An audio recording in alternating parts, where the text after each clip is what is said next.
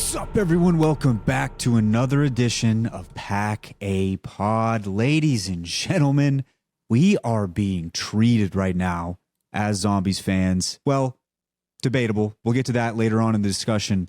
But we have we are chock full of content right now. We got Astra Malorum on the horizon. We've got all the stuff going on with Ashes of the Damned already.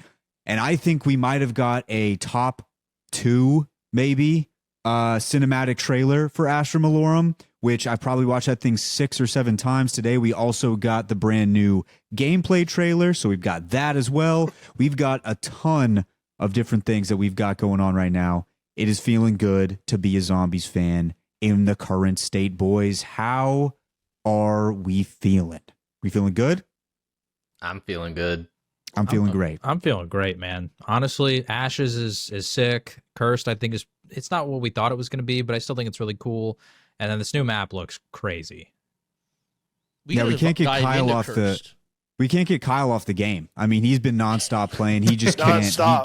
He can't hop off. He's grinding, bro. He's absolutely glued. No, yeah. Kyle has not played Black Ops 7 yet. He hasn't even gotten to experience Ashes of the Damned. Not because he doesn't want to play, but because his PC might be older than shit. It's old. It's really old. It's older than Takio from this timeline. That's how old his computer is. So yeah, he hasn't gotten to play. I actually have to crank it to start it. like a window from an old car. You gotta turn the wheel. Yeah, he's got a crank window. It's like a crank flashlight. It makes it easy though.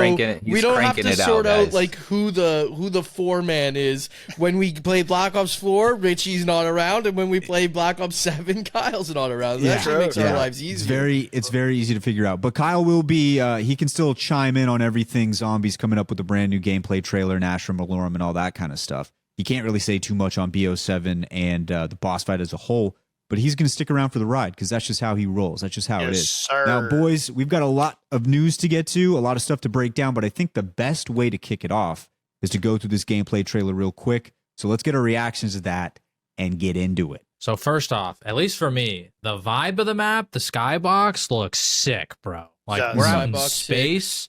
I was worried that honestly, like this background, because we're in the dark ether, was just gonna look purple in every single map, like Ashes of the Damned, and like it's still like kind of bluish purple. But then you've got like, what is that, Saturn in the background?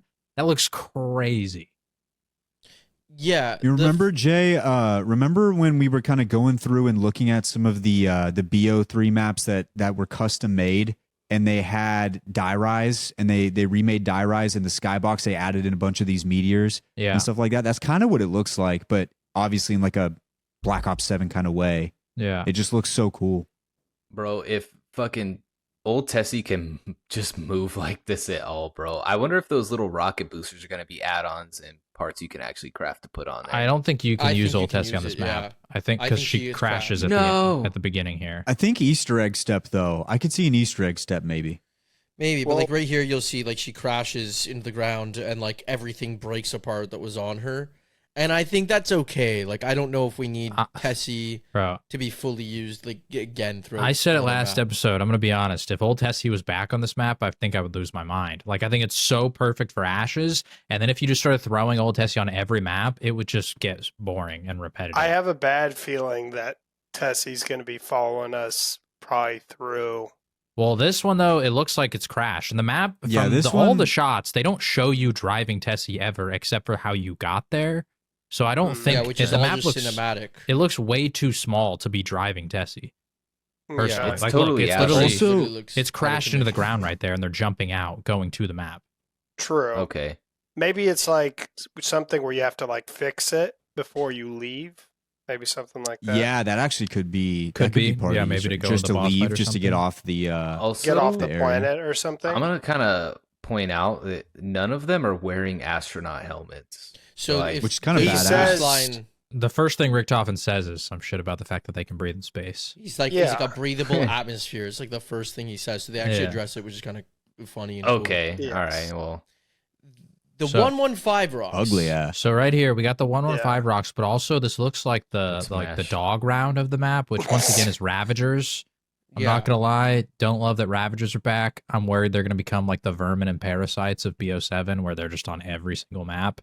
I don't care that much if they're on this one, but if those little bastards are on every single map, it's gonna get annoying.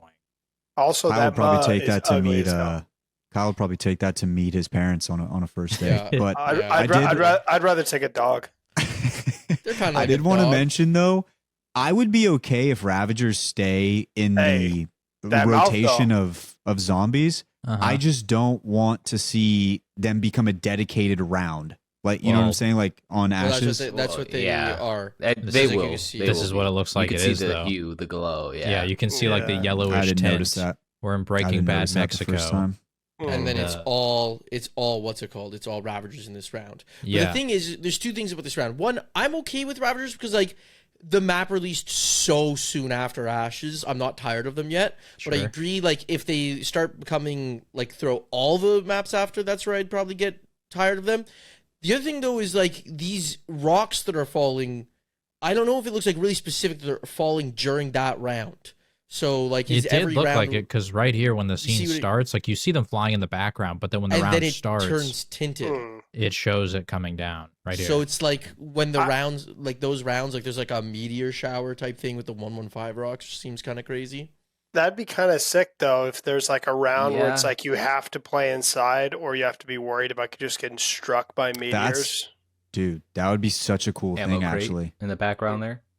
Good little ammo crate. It's got to Love involve some sort of Easter egg step with those things falling. Like it literally just killed the Ravagers there in that scene. Yeah, there's got to be. Maybe it could be a trap too, I guess, because they're like floating in the atmosphere. Maybe you can like bring them down. But I think it'd be sick if what Kyle said is true. Or like that during the hooded round. zombie, by the way, is sick. Like I thought that hooded zombie was like a special zombie or something like that. How many beers? But it's just a regular. How many beers? How many beers? 4.5. This is a normal I was zombie, gonna but say I think 4. if we ever revisit the Slump Buster, we got to include hooded Yeah, zombie we from gotta- the that's always Malorum gotta be in trailer. the draft. It reminds me of Spider-Man 1 where the Green Green Goblin dresses.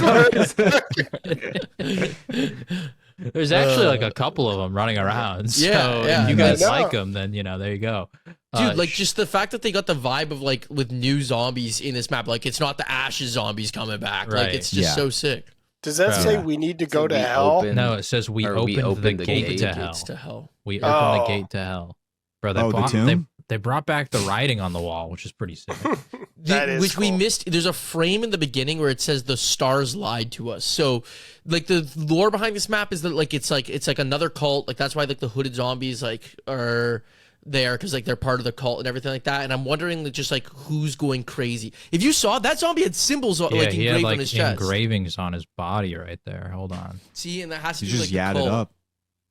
Look at him. He's got like a whole planet, a whole triangle. Yeah, It looks like the other zombies tried to pentagram at the eat his top. ass. And you'll see all those symbols on the wall.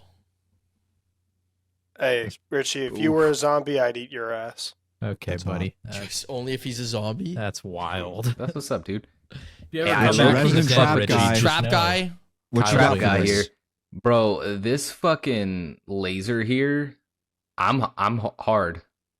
Yeah. I low-key That's just great. want to fucking turn that on first chance I get.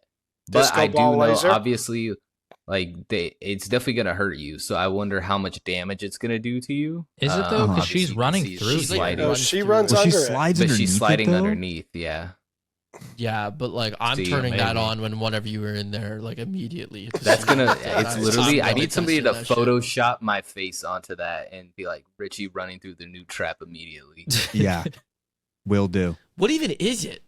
Like, it's just like this Lasers, laser bro. type thing. Yeah, It looks like Oh, one of those sick. planetarium things. Can I make a statement here? I think visually this is the coolest trap we've ever seen in zombies. Very Yeah. cool. I think so. Like this looks so sick. I And, think it's the from what I'm coolest one seeing since here, like the Terminus cannon. the like, I Terminus thought cannon that- is actually super badass. That's a great shout. Yeah. But from what it looks like Yeah. here, she's almost like close enough to it that it looks like there's like a ring, an outer ring where it hits. So maybe if you just like stay right next to it, you don't get hit by it. Is kind of the thing. The thing is, the Slide. Terminus cannon had Slide nothing to do with into the your Easter egg, DMs. right? No. Like I feel like no. I never used it because like it was just like it was out Oh. there, but it was just not anything to do with the Easter egg. Where I think they have to use that trap for the Easter egg. Yeah, no. So, oh, you're gonna say something? I was just gonna say first off on like the old Tessie stuff, like look how small this looks. Like it's Yeah, like there's no building, way. building, building, and then like this kind of like middle courtyard thing. There's just no way we're driving Tessie through any of this. It looks like a really tight corridor in general, yeah. Yeah, it looks very tight. Like, this feels way smaller in terms of like space than all of the modern Zombies maps, except for maybe Citadel. Like in terms of... Which I don't hate. Yeah, I don't hate it either in terms of like the space you actually have to run. Because like Ashes, it's a sick map, but it's also so wide open. Like there is so much space to maneuver on that map. So I kind of like that they're doing what they did with Citadel for last game, where like the second map is kind of a polar opposite, where it's like very tight quarters from the looks of it. Obviously, it's not like, you know, old Call of Duty tight quarters, because I'm assuming you can still mantle this thing in the middle. So this section looks pretty decently big, but it's still like pretty close comparatively. Purple glowing things. I also love too that they go with, you know, they obviously go with their fastball, Ashes of the Dam, they make it huge, and they go something off speed and give us something small. Just like I said last time in the last cycle with Citadel, I wanted something tight in corridors. I wanted something smaller. I like this. I like going from the big wide open area to now like close quarters, which it looks like it's going to be. There's obviously, in modern Zombies, you have so much space to run because you can mantle and you can kind of get away from anything, but you make it tight with the amount of zombies that they were throwing out in Ashes of the Damned. It could still be really difficult. So one thing I want to point out here, can you fall off the map? Because we've got Weaver looking back off of this edge as if like, what's down there? That's interesting if you could fall off the map. Even Dempsey will look back too. Ooh. Yeah, because like it doesn't look like there's anything behind them really. I mean, even this shot where it's like down below, it seems like there's not necessarily something down there. I could be wrong, and maybe you can like jump down and like slide or something off like the side of a hill down to a lower area. But it seems at least like maybe there's a potential you could fall off the map, which would be kind of crazy. What did that wall say? It said the ring something singing. Oh, I saw this one on the. It says the rings won't stop singing, which is that's also interesting because that means the planet's gonna make some sort of noise. Oh, like bro, not to like fucking... I don't. This could be completely speculation, complete BS. But what if the boss fight were like running around on the rings of Saturn? We're fighting Saturn. What if we're fighting the planet? Saturn? That'd be kind of sick. The whole ass planet. Just like we were fighting the iceberg. Yeah, we were fighting the iceberg. Well, one thing I actually did think was, what if we go on the rings of Saturn and the thing we actually fight is the skull, like the skull that the map is on? What if that's the boss? Oh. Because that feels like very specific that the map is on top of a giant skull. I feel like that's got to come into effect somehow. It might not be the boss, but somehow, some way. The skull itself has to be somewhat important, though. What if you What if you have to like put Tessie together to like escape it and like fly away onto the rings? Could be sick. Could be sick. Okay, now here's the wonder weapon. And boys, can I just say, my biggest complaints about BO6 was no new wonder weapons, no new special zombies, which we'll get into, and no aura. We've already talked about the aura. Ashes of the Damned had the gauntlet and had the Xursas, and so like. My biggest complaints, the things that I truly love about zombies, are getting answered in this game. This wonder weapon looks so sick, and I saw Wyatt, shout out the Discord, go join the Discord. Wyatt was talking to some people in the Discord about how this is giving like major infinite warfare, zombies in Spaceland vibes, which I know like it's just because it's alien stuff, but even like just sort of the gimmicky nature of it. The colors, and the gimmicks, the colors, but also like, I don't remember what exact. Right here, there's a little alien dude in it, as if this is like a spaceship. Like he's driving the spaceship, you know? It's like the shape of a UFO. Like like it looks so sick as fuck. I feel like everyone got those vibes. Like you had to have got those vibes that it's like zombie. Also, it looks like the gun from World at War, the sombrero gun, like the one DG, that, whatever, where you slam the thing on drum top. mag on like top of it. The one that was supposed to be in Doris that was in the list of guns, and then people thought that like doing that one Easter egg was going to bring it into the box, and it never did. Never did.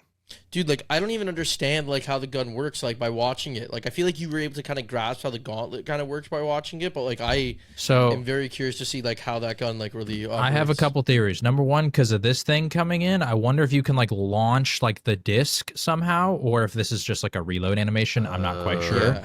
But then like you see like homing devices, kind of. You see these little like mini UFOs get launched out, and from what I can understand, either they launch like a straight line like this, or there's another version of the shot that I saw. I think it's later in the trailer where they like surround the zombies and they shoot lasers at the zombies. Yeah.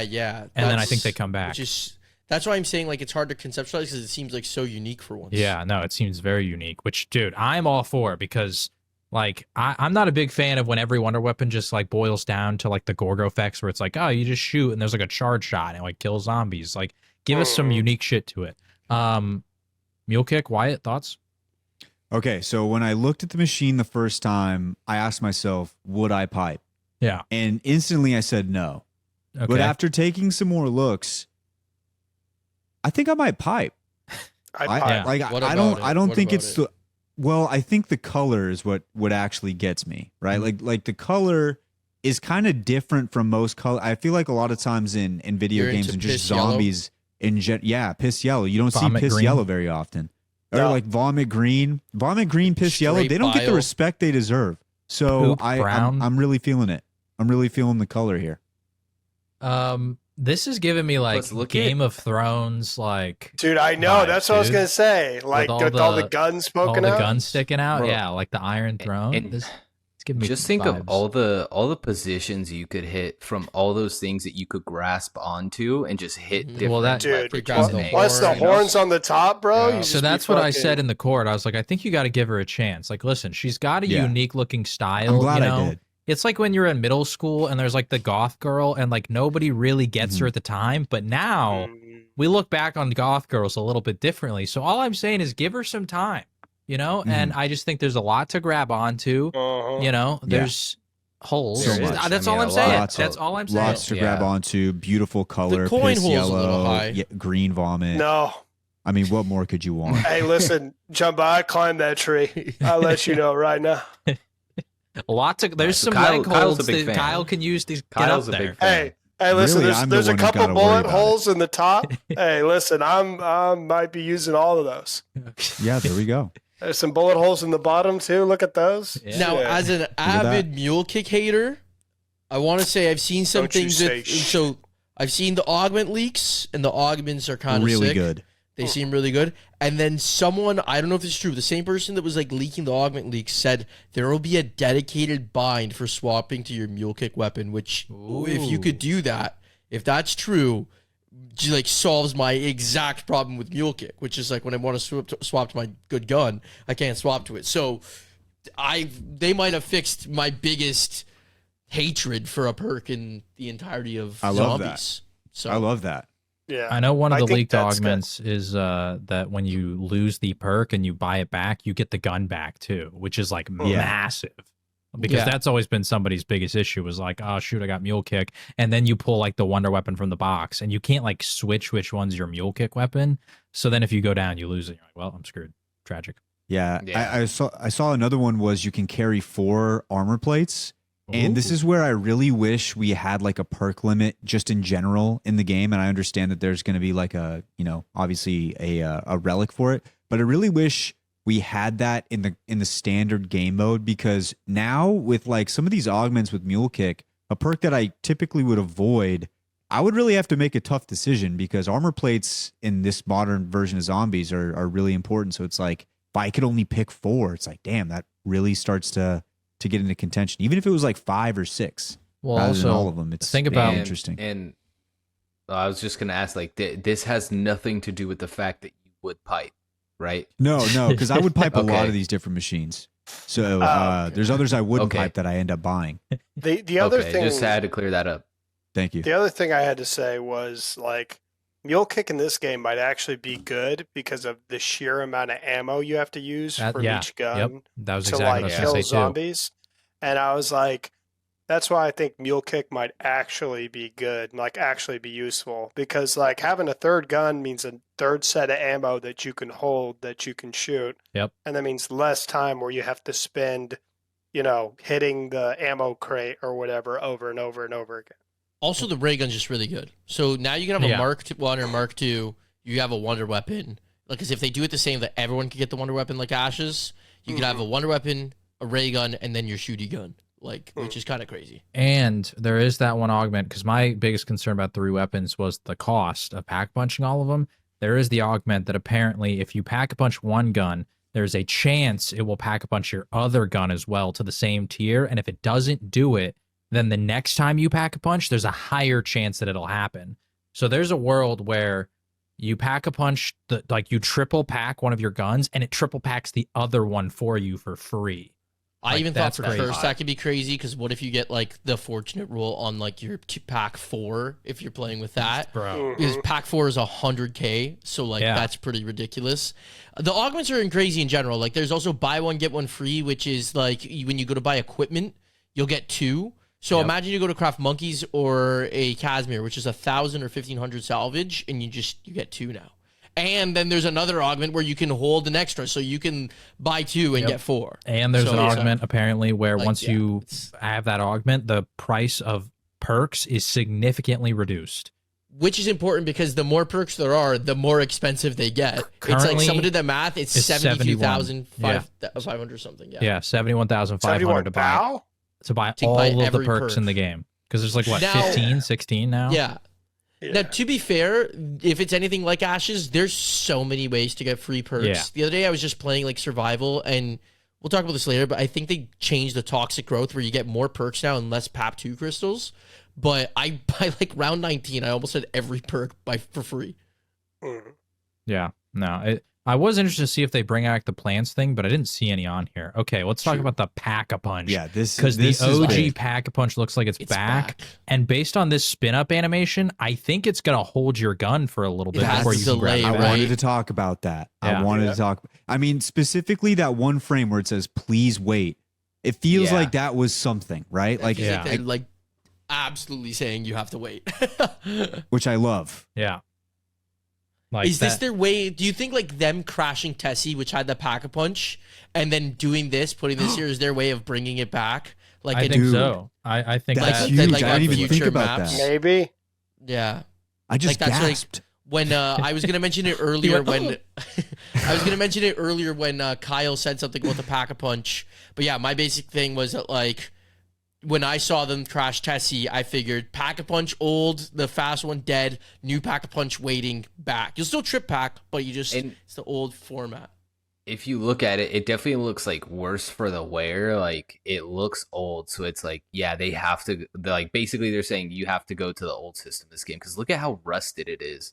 You know what I mean? Like it looks beat the fuck up. Yeah. If it doesn't play the song though, I'm fucking rioting. It's gotta play the song, bro. They literally, I think they would. There's no way they don't play the song because they did the Moon song when you launched the rocket. True. Like they know what they're doing. They're doing all these nostalgic callbacks and like, there's no way they don't do it. Okay, what do we think about this Pack-a-Punch camo? Because like, it looks like almost like look at dark the blue one matter. In the black too. Blue one in the back too. Yeah, it looks like dark matter almost from last game, but like a different color. And then there's like this gold or bronze or silver plating on top of it.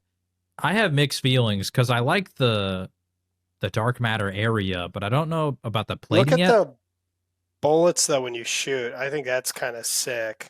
Like the gold, the gold and pink I actually think is cool. Yeah, I think it was like the blue and bronze that I didn't really love, but I don't know. This guy cannot hit a shot either. Like, bro's fucking missing everything. Bro's out here like a stormtrooper just ripping. Yeah. As long as it's not baked beans, True. I'm good. Can we rewind to see when he Pack-a-Punches one more time? Because you can see the machine spinning in the back. Can we see him pulling it out at all? Yeah. I don't think so because I think it just cuts to him immediately. I know, yeah. I thought about that immediately, Rich. Right there, yeah. Yeah, he just has it. They're teasing us with that. There is a scenario where you don't have to wait at all. Which would be awful. We riot. Because if they do that, like if I would have just saw the machine, I'd be like, oh, okay, cool, modern zombies with the old machine. But the fact that they put the please wait, the spin up, all that stuff, and then for us to just go in there and Pack-a-Punch and it's just regular, that would suck. Also, is that like an AK-7 for you that he's Pack-a-Punching or something? I think it's just actually, I guess I don't know what DLC guns they're introducing, but I think it's just the normal AK from the game. Okay. There's those symbols again. Yeah. Or actually, no. This looks like the. It looks like a sub. It looks like the last sub that you get. Okay. Anyway. Also, here we are missing every shot. All I want to say too, and I still don't know how strong I feel about this theory, but our theory that Jebediah Brown could be the warden, he made the original Pack-a-Punch, and that's getting brought back in the game now. That's all I'm saying. I don't know if Jebediah Brown's going to be connected to the storyline at all, but remember, he made the OG Pack-a-Punch, and now all of a sudden we've got some cult at a planetarium with the OG Pack-a-Punch. I don't know, man. I don't know. One of our most controversial shorts that we've ever put out. Go back a little bit. Go back a little bit to where they show the cannon in the background. Right here? Yeah. Where's that? That's got to be the telescope, maybe? What about a telescope? Yeah. I don't know. I am thinking they're gonna do like a voyage type of step with like planets out in the distance somehow with that telescope, maybe. They got. Good thing I learned my planets. Legs, bro. Good thing you learned your planets, Jumbo. True. Bro, imagine that's part of the Easter egg. You have 10 seconds to list the order of the fucking planets. Like, all right, Jumbo, go. They make it just for Jumbo. Does this, I saw Raffle Waffles talk about this, and I agreed the same thing as soon as I saw it. Because, like, it tripped me out for a sec. Does this not look like it's got something to do with Pack-a-Punch with the way that they're doing the colors and the same kind of, like, rustic look? It does. He kind of, has the same colors. Because if you look at the Pack-a-Punch, it's got, like, that sort of tealish color. And then you go to him. And he's... Like, when I first saw the transition, I thought it was another shot of Pack-a-Punch, like, just at first glance. Then as soon as I was like, oh, shit, wait, that's the thing. The new special elite Which, zombie. if that's the case, I think adds even more credence to Jay's theory. Because if it's coming from the same place, you gotta assume it's being made in the same place. This is where Pack-a-Punch was made. Pack-a-Punch fights back. Oh, my God. We're fighting Pack-a-Punch. Its name is Oscar. Its name is Oscar.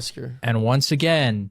major like Infinite Warfare vibes. Like this does not feel like a normal zombie enemy type that we have seen in any other Call of Duty.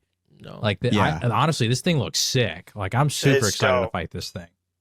And you guys made that callback to like it feels like they're going back and having all this nostalgia with different forms of zombies. I think they're not just stopping at just Treyarch. They're just zombies in general. It seems like they're just taking anything they can to add it back in for everybody who liked the different form of zombies, because even though we didn't play it a whole lot, like me, Kyle, Rich, Infinite Warfare, a lot of people like the game. A lot of people like that one. So they're adding in like little things here and there that can remind you of it. It is tough because I don't know how much they can like directly reference it. Because I was very interested when I got the Infinite Warfare vibes, if the mystery box would be the spinning wheel from Infinite Warfare instead of the box.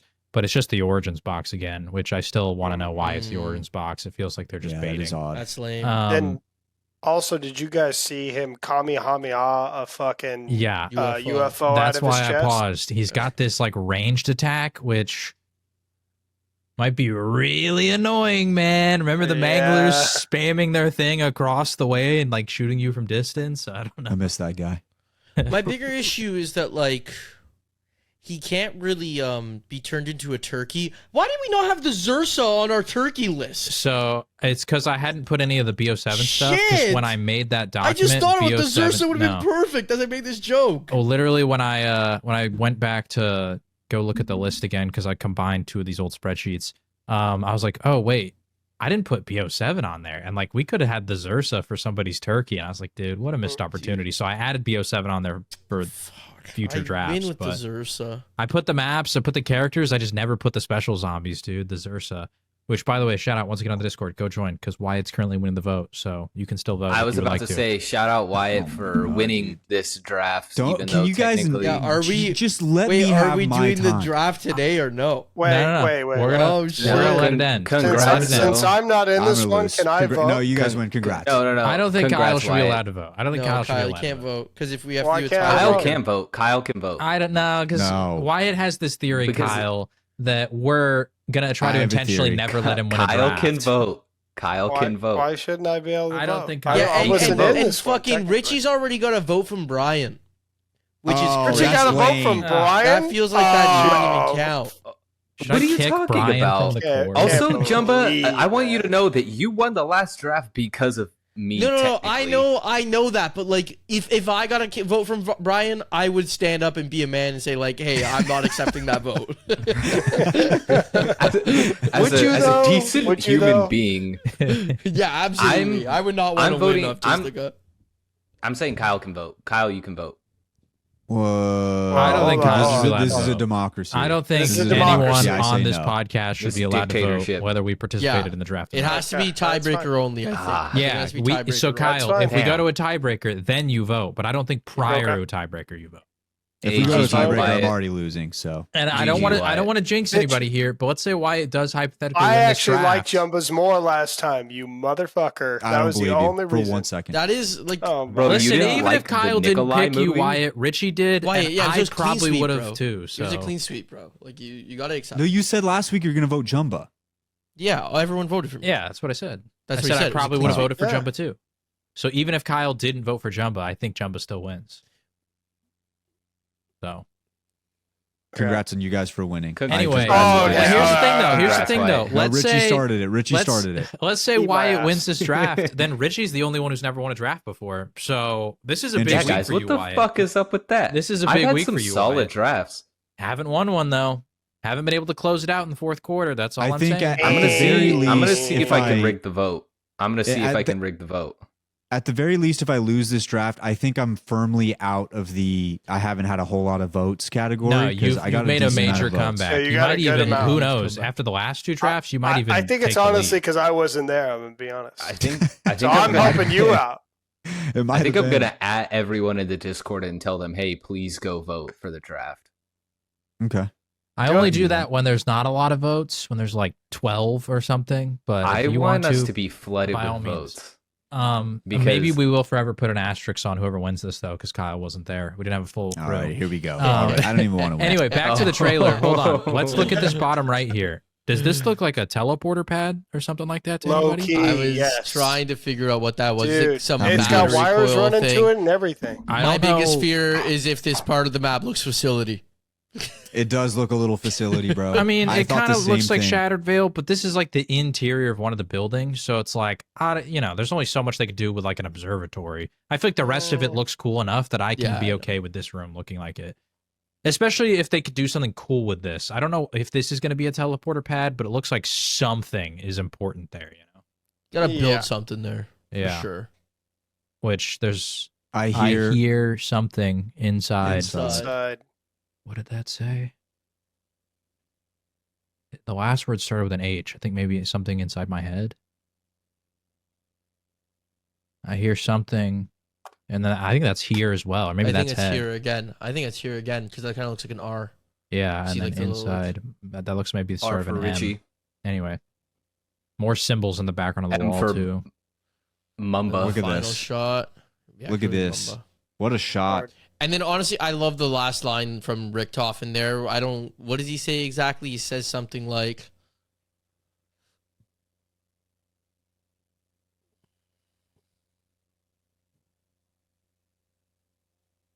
when your enemies are stupid. That's an old time Richtofen. Yeah, I just love the delivery. Dude, he's back to like old Richtofen delivery, like low key. That thing was crazy, bro. I love the more recent Richtofen deliveries have been like more subdued, and I like that we're back to like over the top sus Richtofen. I fucking love that. That's my favorite. That shit makes me so happy because they really allowed the characters to actually come back and give us something that I feel like a lot of us old heads really appreciated back when it was going on, and then we lost it.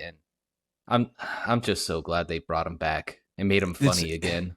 It's why I've been kind of upset with the discourse on Black Ops 7 because, listen, I'm not taking anything away from how bad the campaign was and like how people are going to obviously be shooed away from buying Black Ops 7 because of it. But the part that bothers me so much is I see a lot of comments saying, guess what? They brought the old characters back. And if you look through the threads, people don't know that it's a different timeline. And they don't know that these are like the same characters, but they're not like the muted versions or whatever from the past. And they think they're just revived in that same timeline. But it's like, no, you want to explain to them, but you just can't, which sucks because I think they've written them really well. Like, I think all of them have kind of come back to life in a way that is super special to us who've been playing for a long time. So it sucks that some people are just immediately turned off to such a bad campaign. And this is why, like, when these games release like this, you need the game to come complete and not be completely ass on one aspect of it, because then it turns people off to trying out the other aspects of the game, which are unfortunate. Yeah, I think I love coming complete. Yeah. You know what they say? There's ass and aspects. Mm-hmm. They say that shit. They do. I don't even know what that means. Well, it's not a saying in Canada, I don't think. Probably not. Yeah. That's all right. Okay, so that's the trailer. Anybody have final thoughts? I'm excited. I'm really excited. I'm looking forward to it. Like, even on top of what I was saying, like, yeah, like the campaign sucked, but I loved Ashes of the Dam, and I'm really excited that we are already getting another map that looks just great. That, like, I'm full in on. Mm-hmm. Yeah, I'm just excited to see a different form of a map in Black Ops 7, because like we said last week, it feels like what they wanted with Modern Zombies is exactly what Black Ops 7 is. And they finally reached that point where they got rid of all the bullshit, you know, the 2 extra salvages, all the facility maps, all that kind of stuff. They finally come to this point where this is what they've been trying to get to since Cold War. And it feels like they gave us the big map. Now they're going to give us the tight quarters one. And I love that it's going to be a change up in that aspect. And it looks beautiful, looks great. New stuff on every single map. We got 6 new relics coming up here, another perk, although it is an older one. It's back in a different way. So, dude, I'm pumped. I'm really pumped. I love the aura of this map too. It makes me feel like old Call of Duty, where it was like they send you to some weird ass bullshit place in the middle of fuck all, and you're like, yeah, this is it. Like, you know, like when you showed up at Shangri-La for the first time. Yeah, I was like, able to say that. We're in Why some the fuck are we here? But in the middle of fucking nowhere. Yeah. And I love this because, like, we're in space, and this is the first time they've ever done like a map that was like in space other than moon. And so I think this is kind of sick. Yeah, I'm feeling good. Not to mention, boys, that I don't know how you guys felt, but effort-wise, to me, it feels like a lot different than Black Ops 6, in my opinion. And I think what kicked it off for me was that cinematic trailer. That's effort right there. That was so cool. Like, that was such a great trailer, bro. Dude, I don't know. It feels like we're getting what we've been asking for. And the only thing that holds me back a little bit is the fact that in the Black Ops 6 cycle, right after we got Citadel Day more, we were at the highest of highs. I think Jay said to start off the show, fellas were back, and things got real dark after that. So I'm still a little bit, apprehensive. A little reserved. I'm a little reserved, but it does feel like we're going in a little bit of a different direction this time. The reason putting in I a lot more feel effort. A bit better is because I don't think that there's any intention to make a Liberty Falls or Tomb-esque style map with like survival being a thing, because like they are dropping survival, like new survival maps are just more Ashes of the Damned POIs. Which they did say that not all of them will be Ashes, so we might get one from Astra, Malorum, and other maps too. So yeah, I'm just saying, but like the new ones are going to be like, I even see you have it here. It's Exit 115, and aren't they doing? It's the Cosmodrome. Cosmodrome as well, yeah. So, but like, that's not dropping on release. It's going to drop like midway through the season. Apparently. The funny thing is like I probably will continue playing farm because I think I have the farm set up so easy. Like I don't know if until they patch that house strap, bro. When they but even aside from the house strap, I feel like I got the farm set up so easy that if I want to play but maybe I'm wrong. Maybe I'll mix it up. But it's kind of like how I felt with like Town back on Black Ops 2. Like, did anyone ever play anything other than Town? Really? Well, that's also just because Town was the only one that had pack punch and perks. Yeah, and perks. But I don't know. I'm So I'm feeling a little bit better for that reason. I'm hopeful at least. I agree. I'm a little bit more hopeful than last time I was all hope, and then it got shattered by the tomb. I'm super hopeful because of some of these things. To transition this blog post we're going to talk about, just real quick on this little sidebar you can see here. They did it last year where they would bring back like Shattered Blast or like all these old things, and they'd be like, new ammo mod, new field upgrade. They've learned from those things, and it says returning perk, returning equipment. Like, they realized that like people get pissed when you try to reuse content and say that it's brand new. So although they are still drip feeding it, at the very least, they're acknowledging that it's not brand new content. I do like how many of the old things are coming back right now. I was worried that most of them would be drip fed throughout the year, and I think almost all of them are coming back out during this season, like Mr. Peaks, Shatterblast, even some of like the kill streaks and stuff are going to come back. But let's get into this blog post because there's only a couple things here that I want to point out. First off, in this picture right here, my boy Carver is looking very blue in the face. Was he looking blue like that on Ashes? No. I don't think he was. Did he get sucked? He got sucked. They all got sucked, but you can see the two that are like unsucked. Like they're chilling.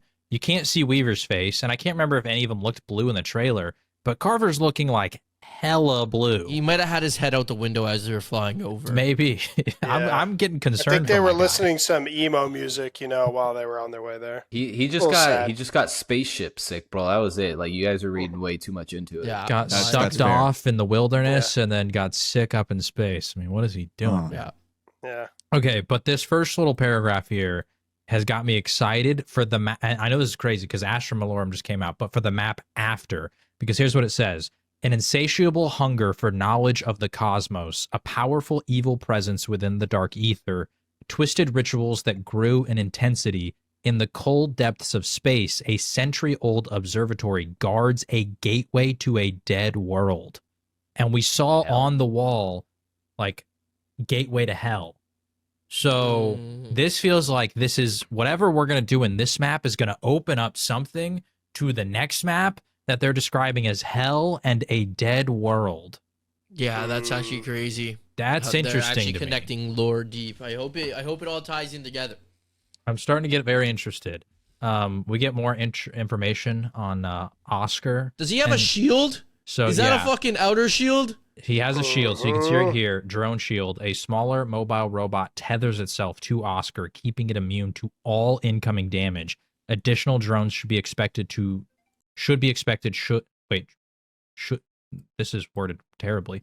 Yeah. Additional drones should be expected. A more protracted battle occur. That whole sentence. Should a make more sense. battle? Okay. More drones will come out.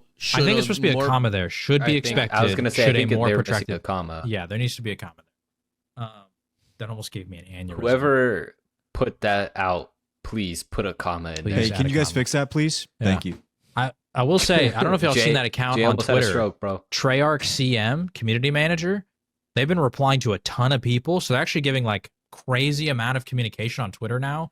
Which I know this is funny because what they did was they kind of took I don't think this was specifically at Apex, but we know Apex with Hideouts, how he's like the face of anti-cheat. They specifically said they made this account so that there isn't a specific person that is the face of the community response. And Smart. and that person also said that they are the ones writing all of these blog posts. So Treyarch CM, you better put a comma in there. We're getting pissed at you. But Or we're getting pissed off. we do over appreciate your work on Twitter because they're giving a lot of really good responses when people are tweeting at them, which is great. I'm assuming this back, bro. I'm assuming this drone shield, based on it says a smaller mobile robot tethers itself. I don't think I can like see it in here, but I'm assuming that like you can just shoot the smaller robot. Yeah, to get you showed the robot. That's what I'm guessing. the other shit off.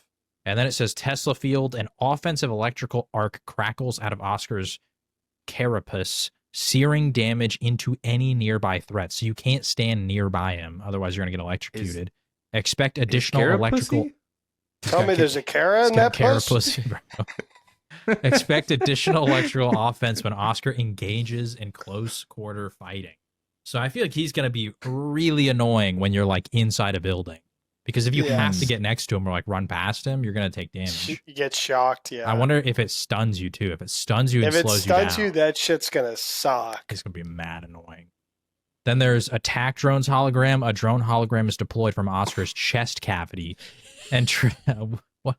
I looked over and they're dying. I was reading the No, I know. I was reading this and then I heard laughing. I looked over and Richie's got his glasses dying off. Laughing, what do you want to say about Oscar's chest cavity, Richie? Huh? You got anything for That's that? The carapussy. That's the carapussy. I'm more focused on the carapussy, dog. You're more focused on the carapuss? Oh. Yeah. Okay, so this does say, though, that should the hologram... It's going to travel directly towards a perceived threat. Should the hologram connect with that threat, Any nearby undead entities are attracted to attack in a fiercely enraged state. So he's going to shoot a hologram at you, and if you don't get rid of it in time, I feel like it's going to turn the zombies like maybe not even frenzied guard, like what's it called, the rampage inducer. Like it's going to turn rampage inducer on for those zombies that are near you, and they're just going to sick them. So that's going to be crazy.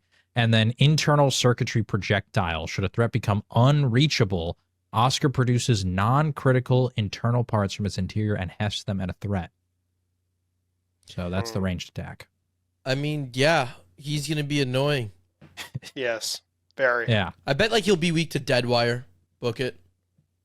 Even though he's electrical. Oscar's kind of like an annoying name, too. I didn't want to say it at first, but I'm just going to let it rip. The boy Oscar? I don't like the name. If your name's Oscar, I apologize. I apologize. I think the name's hilarious. As long as you don't have a carapussy, it's fine. All right, Rich. Okay, so then we go back to the Wonder Weapon. You can see it in its full glory. And this is what I was talking about earlier, Chumba. This small squadron of independent spacecraft prioritizes the closest targets and depends on weapon aiming. These flying discs then track and circle enemies before returning to the LGM-1 for replenishment. It also says the little green menace launches saucer, so it is supposed to be the alien shooting them. little guy down there. Little bastard. He's just fucking. Little green menace. Oh my god, it's the little green menace LGM. one. Little That's green menace hilarious. That's hilarious. That's badass. What if, like, when you're building it, you get like a little green dude, and you're like, it's like a little Lego that you put into it. You're like picking him up. Come here, bro. Bro, I wonder if he's gonna make any faces. That's gotta be an inspect. Because I know that on Valorant, there's that skin that has like the little kitty cat on top of your Vandal that when you shoot, it gets mad and shit. I wonder if he's gonna make any faces. But okay, so it says a retro sleek artifact with unique target acquisition and annihilation qualities. The LGM-1 shoots out partly autonomous saucer-like projectiles that swarm nearby targets with miniature but potent laser fire. So yeah, you're going to shoot all these little guys out, and they're going to go laser them. But it also looked like there's like a big attack that you can shoot out of it too. So imagine you miss, and the guy's just in the chair, and he turns around, he's like, "Hey, what the fuck?" The little alien's pissed at you. He like turns around, he's like, "Hey, bro, what the fuck?" You missed like 5 shots in a row. He's getting real like pissed at you. He turns around, he's like, "Hey, bro, come on now." I kind of love that. I remember when we were, first starting off the show again, and we were talking about what we want to see from upcoming zombies, and when we were talking about maps in general, a lot of the times it went to like a really cool location or like the vibe based on like just knowing something is scary. A sanitarium, for instance, with Verrucht. I kind of like how in this specific map, it's not like the location is kind of, obviously it's not a real place, but what they've done is they've tied in something. It looks like they have like a 50s vibe with a lot of this stuff, with the colors on the Wonder Weapon, with Oscar. The Pack-a-Punch machine always had a 50s vibe, but then they tied it into what they're already doing with their vibe in Black Ops 7 Zombies, where they have like that dark ether aura surrounding it. When you tie those two things together, it really makes a map have the personality that we were talking about in previous maps. And obviously it's not like a specific location, but it seems like they're putting in a lot of effort into adding in these things to where when you walk away from this map, after you play it the first couple times, you're going to remember that specific ambiance and vibe that it had with it when you tie in the 50s vibe and the dark ether. So I'm super excited for that. It just seems like very in-depth and, not surface level like we saw in like Cold War, Black Ops 6. Yeah. Also, I want to point out that this zombie is like floating while being electrified. So I thought that was just dying from the weapon. Yeah, no, I'm assuming it is, but I'm pointing it out because like I miss the old days with like the wave gun and all, or like the thunder gun, where like the zombies died in creative ways instead of just like getting blasted. You know what I mean?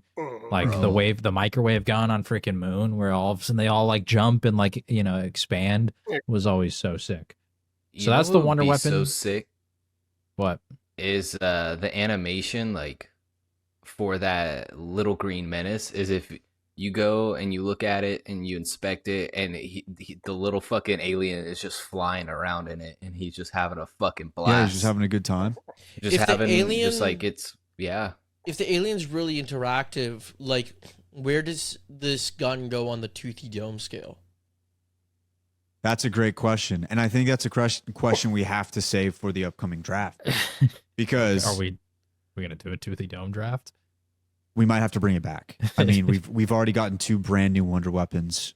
If Black Ops 7 goes the way we think, the people I don't know if we have to do a whole draft, but yeah, but like we also never explain the Toothy Dome, so we just might have to like. Well, we say, don't have. Would you draft it explains or not? itself. Yeah, would you listen? No explanation needed. I don't think this thing gives needed. Toothy Dome. I think the Gauntlet does. The Gauntlet. Yeah. Nothing left. I agree. That shit's a gripper. All right. No explanation needed. So then we go to the trap, and it says cut up zombies with fatal laser beams. Going to cost 1,000 essence to do it. I'm wondering if it says anything in here about it hurting you. A central feature of the observatory's luminarium is an archaic celestial beam caster that has been attached to a tall Tesla coil. When exploring this astral pavilion, this contraption might do more than catch your eye. There's also another I think it trap. will hurt you. But they're like standing like around it. It feels, I don't know. We'll have to see. It seems like it shoots on the outside. Yeah. I don't know. It's also see. catching my heart. That's what it's doing. It does look so coming sick. from the trap guy. It's so cool. There is this other one that I noticed in the trailer too. Oh, like the SAM missile. Yeah, fucking like SAM missiles. It didn't look as cool as the other one, but seems all right. It has an ornate crank and rustic rocket repository, so it's just like Kyle's PC. Gotta crank that bad boy to crank get it going. We're cranking on this map. Yeah, just like my hog. Then it talks about the main quest. Apparently, directed mode is going to be coming out for Ashes of the Damned on release of this season. So all the little crybabies who still can't beat the boss fight can go do that on like round 12 on a super easy mode where they just literally won't let you die. As Jumba said earlier, Exit 115 is going to be coming as a survival map at launch. They're also going to release the Cosmodrome as a other survival map, but I don't know when specifically. I don't think it says it in here, but midway through the season at some point, that's going to be its own survival map as well. And then there's this unique skin that I think you get for doing the directed main quest for Maya, where she looks like she's going on a safari. I don't know what this skin ties into. We gotta do it on directed though. I can't like. Yeah, you gotta do it on directed. I learned this whole freaking Easter egg off the top of my head, and I have to go follow steps now, like a guide. Yeah, if you want this skin, you gotta do it on directed mode. The skin I'll never have. Yeah, they're also adding Curse to Astra Malorum, and I think they're gonna add new relics too. Yeah, I think 6. I think I saw 6 new relics are coming in. Yeah. Time out. Is that a new ray gun skin? It is, because what they did this last year for Liberty Falls, it's called Jingle Hells, where they're going to take Astra Malorum and make it very Christmassy. So you can see we've got Richtofen in this like white outfit over here with some back bling on, like he's in Fortnite. We've got Maya with her like frozen ray gun, and then the maps. I mean, it's got all these Christmas lights everywhere. Is it a Christmas movie? And the zombies. See, I have the gobblegums. I have Christmas stuff for on. this, all right. You're gonna do the whimsical gobblegums on Jingle Hells Astra Malorum. Also, it says you can gather snowballs, battle through freezing weather as you attempt to complete the main quest in these freezing conditions. Hey, freezing weather. You guys are all fucked. That's my so there's going to be snowmen on the map where you can destroy them and get random loot. You guys are all from Texas and California. You're going to struggle in the cold weather. At round 1, players move at 85% of their standard speed. As rounds progress, the map grows colder with a slowdown capping at 50% movement speed. So the freezing weather is going to slow you down when you play outdoors. That's kind of cool. Interesting. All right. One last thing I saw that I don't think was anywhere, but it was a leak. There's a whimsical gobblegum that allows you, every time you pop it, it'll play a random Easter egg song. It is in here? Yeah, right here. That might be the coolest gobblegum I've ever heard in my life. As somebody who just listens to the Zombies Easter egg song playlist at work all the time, that I will spend $1,000 to get 1,000 of those. I don't care. I wonder if it's like every zombie song ever, or if it's just from this game. Either way, it said random, right? It just says play a random zombie song. That's all it says. But it's like, what if it just means that are in this game? You know. Dude, if you pop one and it starts playing 115, I'm like, yeah. Yeah, it would take a massive blow if it was only Black Ops 7, but still pretty cool because I like the one thing I've always wanted with Easter egg songs is to be able to replay them. And if this gives me the option to at least replay the one on this map or Ashes of the Damned, I'll take that. Even though I want the full playlist. I want 115. I want 115. Yeah. If you pop one and you just start hearing bam, bam, bam, bam, bam, bam, bam, I'll be fucking next level. Yeah. There's also another new Gobblegum elemental exposure where your weapons will always inflict damage of the target's elemental weakness. So I don't know if y'all knew this either in Black Ops 6, but each special zombie has a specific ammo mod they're weak to. So this will just make it so your weapon will always do the elemental weakness that they're weak to, so you can kill them way faster. So interesting. Yeah, there it there's is. That. There's I think this says the mule kick augments in here. Okay, so there's pack mule. You can carry more stock ammo, and this applies to all weapons, even wonder weapons. That's cool. Good. Free throw, chance to keep equipment when used, does not apply to the combat axe because you can already go pick that back up. This means when you throw non-retrievable equipment like a decoy or Molotov, there's a chance your ammo count remains the same. All reliable, your third primary weapon is recovered when you repurchase Mule Kick. That's the one I talked about earlier. So if you lose it because you went down and you rebuy it, boom, you get the third weapon back. Your weapon no longer falls to the ground. But you see that does not apply to limited quantity. Does not apply to limited quantity weapons like certain wonder weapons. So I think that means the ray gun, because like the ray gun, like it's still only like 2 players can get, right? Whereas like the gauntlet 4 can, but I thought the ray gun only 2 can get. I think it's so you can't. It's so you can't fuck with it, I think, and get like a ray gun and then down yourself, get a different ray gun, and then buy Mule Kick and get a third ray gun. Does that make sense? Maybe that's what it is. I think that's what it's for, because you can only get one ray gun at a time. Yeah. Of either one. Because you could like store it, go down, lose it, get a different one, rebuy it, and have both. Yeah. Okay. Yeah.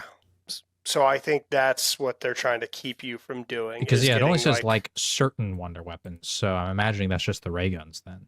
Surely. Unless they plan to make the LGM limited. Like in limited. Yeah, we haven't seen a limited wonder weapon yet, so. Yeah. Then there's multi-pack. This is what I was talking about. Pack-a-punching a weapon might cause another weapon you are carrying to upgrade to the same PAP level. This includes your dedicated melee weapon, which is kind of lame. I'm not going to lie, because it's going to suck when you're not even trying to go for melee weapon stuff, and it's going to upgrade that. If the upgrade doesn't happen, the chances of it happening in the future increase. So there you go. Then the minor augments, fully equipped, you can carry more equipment. Plate Hunter, you can carry an extra armor plate. BOGO, crafted equipment grants an additional equipment up to the maximum capacity, which is the buy one, get one free that Jumbo talked about. And then kickback, get a discount on perks. I feel like the meta there is absolutely to run extra armor plate and kickback, personally. Where you just get discounted perks and then the plates, because you can run like the 2 minors. But I'm assuming maybe there's people who use a shitload of equipment that would prefer that. I feel like you're running old reliable Plate Hunter and then kickback. Well, yeah, you get 2. Remember, you could get 2 minors. Yeah. Yeah. So anyway, that's cool. Lightmen's coming back, which I think all the augments are the same, I'm assuming, except for the 2 new ones, which are the healing glyph can now overcharge health, and each activation has a chance to create an extra healing glyph. Okay. Shatter Blast is coming back. The 2 new ones, damaging multiple enemies with Shatter Blast temporarily mitigates damage you receive. And then weapons with Shatter Blast deal more damage through armor. That's cool. That's pretty good. Tesla Storm is coming back. And this is what I was talking about earlier, where it's like, I'm glad they didn't drip feed all of these throughout the year, because that's what I was worried about.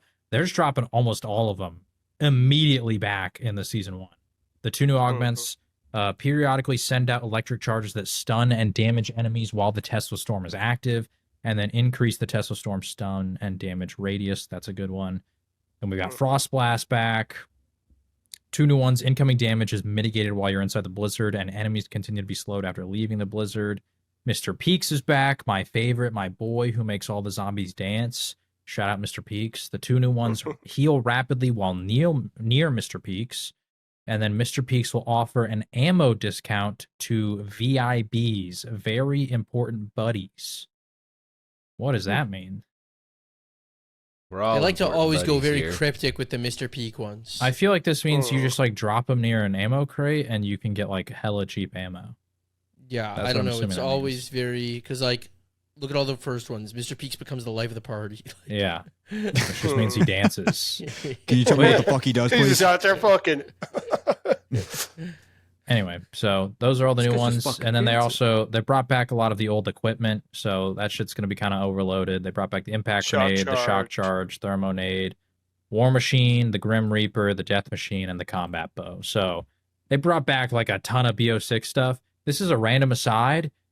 Shout out the kill streaks in BO6 for not being oppressive. Like I think the kill streaks low key blow, and I think in BO7. Yeah, the disciple injection is shit. The disciple injection sucks. The dog I think sucks. The little like one where all the balls come out and like go and hunt zombies. I think that one sucks. Like the only one people like seems to be the hand cannon, and like the hand cannon. Even then, like it's not that oppressive. Yeah, but the death machine and the war machine were always good in BO6, so those will be back to being good. I feel like the Grim Reaper might be. Is it gonna be ass? I didn't like it in BO6 because you get 4 rockets and you can just like shoot them. But that's it. I'd rather have like a death machine or a war machine personally. True. But anyway, they brought all these back, so those are kind of good. But I like the fact that in BO7, the kill streaks are not like crazy OP. You're not buying chopper gunners and freaking mangler injections for like every boss fight. So they learned their lesson. Yeah, there you go. That's the blog post. Disciple so there it is. On the ground, and you just fucking avoid it. Yeah, I've never even used one in game. I just actively avoided it. Now here's what I'll say, boys. We've been pretty positive on the opening part of this show, man. Like we've been real positive. We're super excited. Cannot wait for Astra Malorum. We're about to unleash some negativity here because we're going to take a quick break, and on the other side, we're going to get into the discussion of the Ashes of the Damned boss fight and the nerf that it took. So we'll see you on the other side. Let's get it.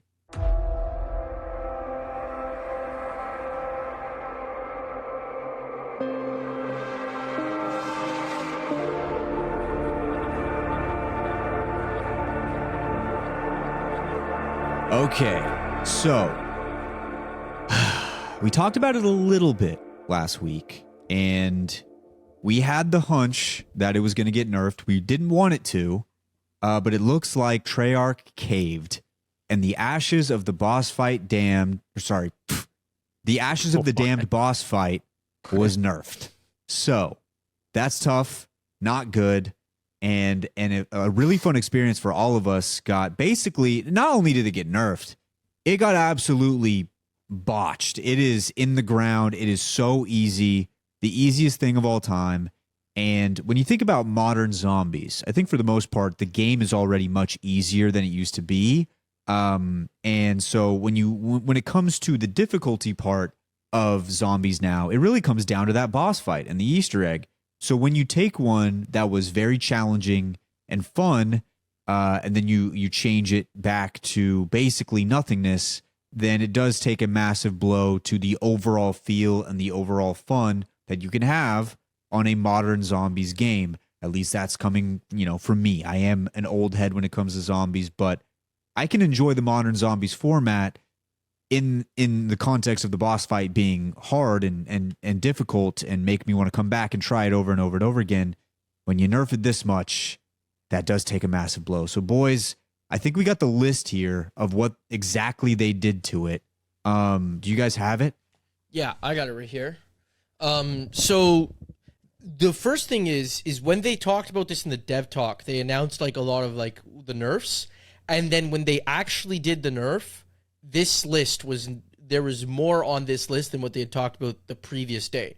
And that was the other thing. They talked about it and they nerfed this thing the next day, which really upset me because I was trying to like finish it before. But anyways, so they reduced the difficulty for the boss fight in Astra of the Damned. And so the Horde Husk, which is the little pods on the floor that heal Tessie, will regenerate after a minute of collection and give 25% more health. So before, those only used to regenerate each wave of the boss fight. So you'd go into an immune phase after you kind of like you basically break him and then you have to do enough damage to him, they would then respawn. You only get 1 per wave, and there's 3 waves in the boss fight. Now those respawn after a minute.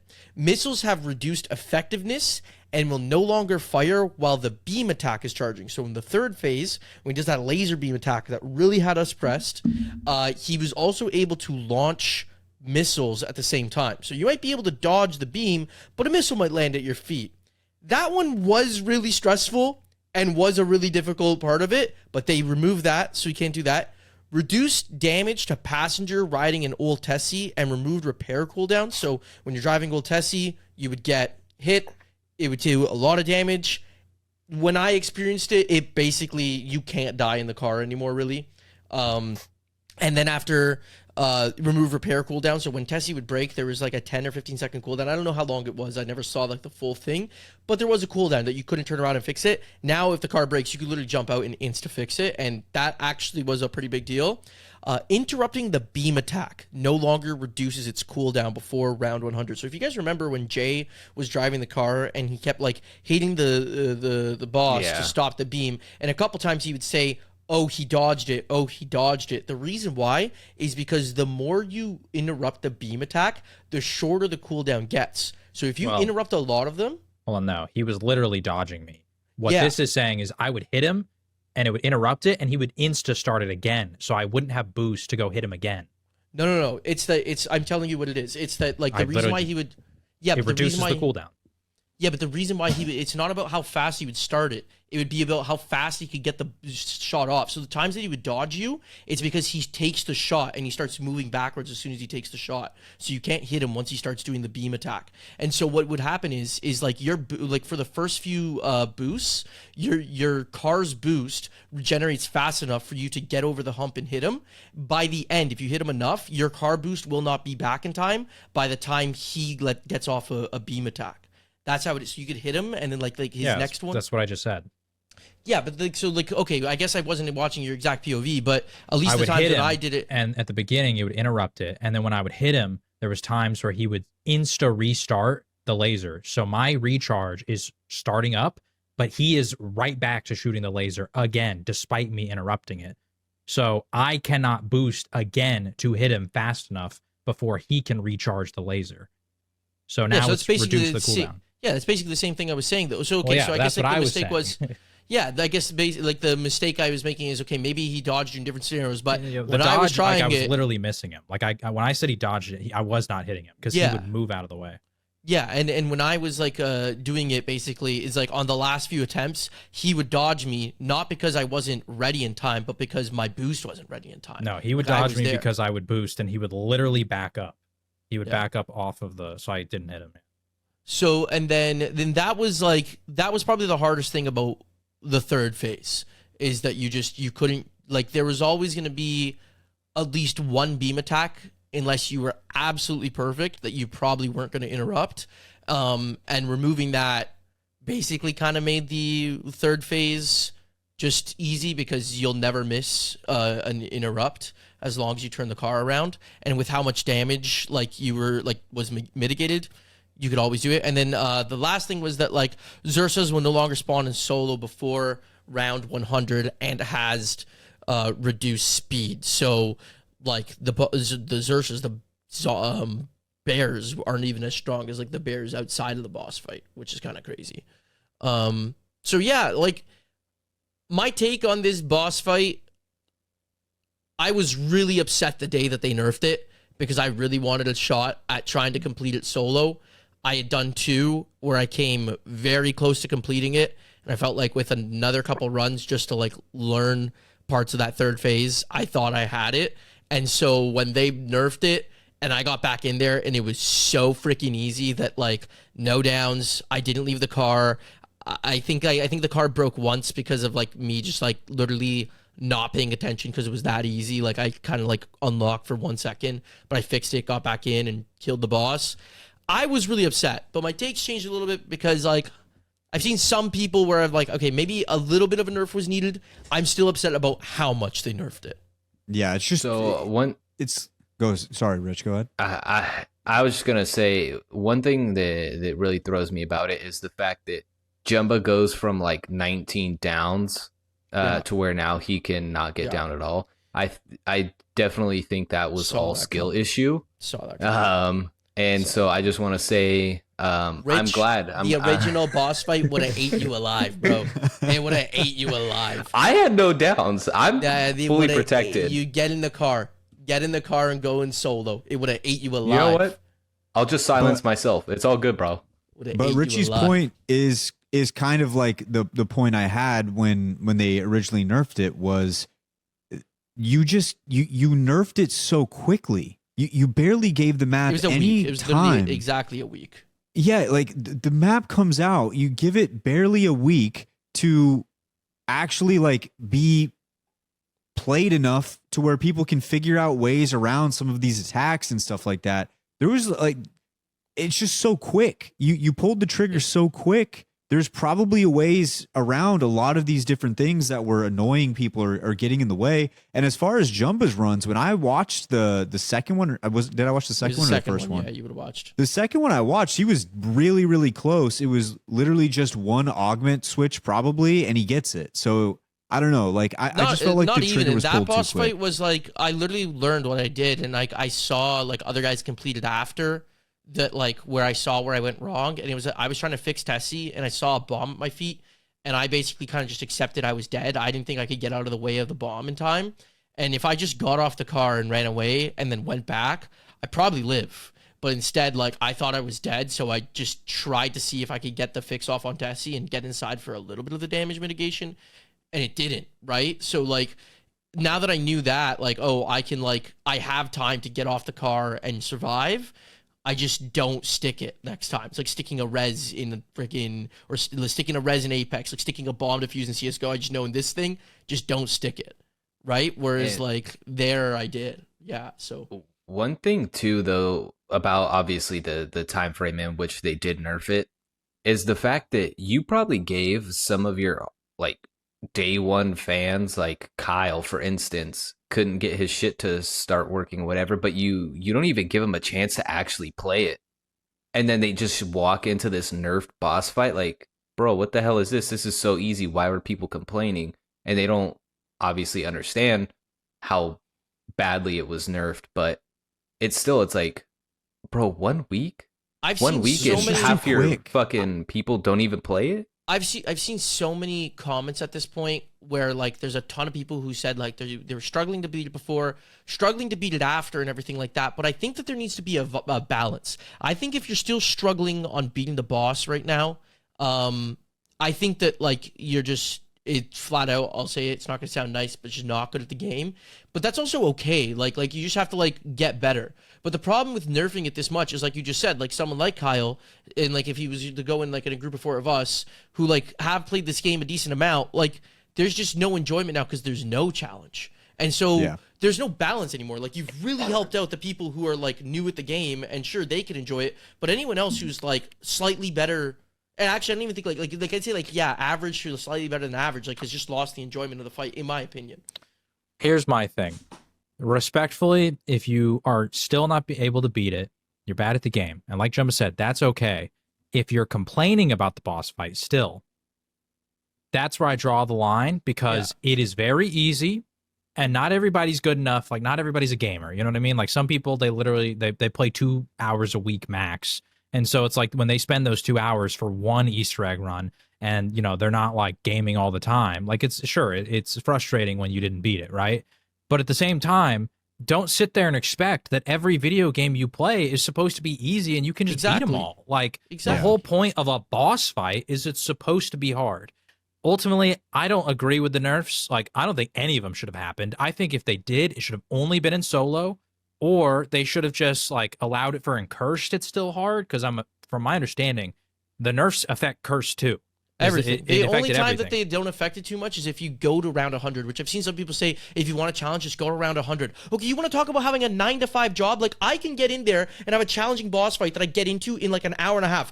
I don't want to sit for 14 hours to get the fucking round 100 so that I can enjoy a boss fight, which then if I do fail it, I need to wait another 14 fucking hours. Like, screw Yeah, this isn't Black Ops 4 where we can like go and like literally set the round to start at round 100 when we begin the game. You know what I mean? Like, so that's very different than like an Easter egg that straight up, I have seen people that are getting into the boss fight, and I know these are like speedrunners, but they're getting to the boss fight within like 20 something minutes. So if it's taking you 2 hours, that just means that you're quite slow. Like you can absolutely optimize it to get it much quicker. And if you're complaining about it taking 2 hours to get to a boss fight, like once again, you want everything to be easy, and that is what I don't agree with, because then you're ruining the experience for everybody else. Like truly, these nerfs felt like the modern zombie equivalent of going from a 2-hit down to that clip of the dude on round 1 taking 37 hits to die. Like that's what this felt like, and it's just very disappointing because we beat it first try, and we, like I said, maybe I've underestimated how good we are at zombies, because I've always thought we were like maybe slightly above average at zombies, because we don't play like all of that like much.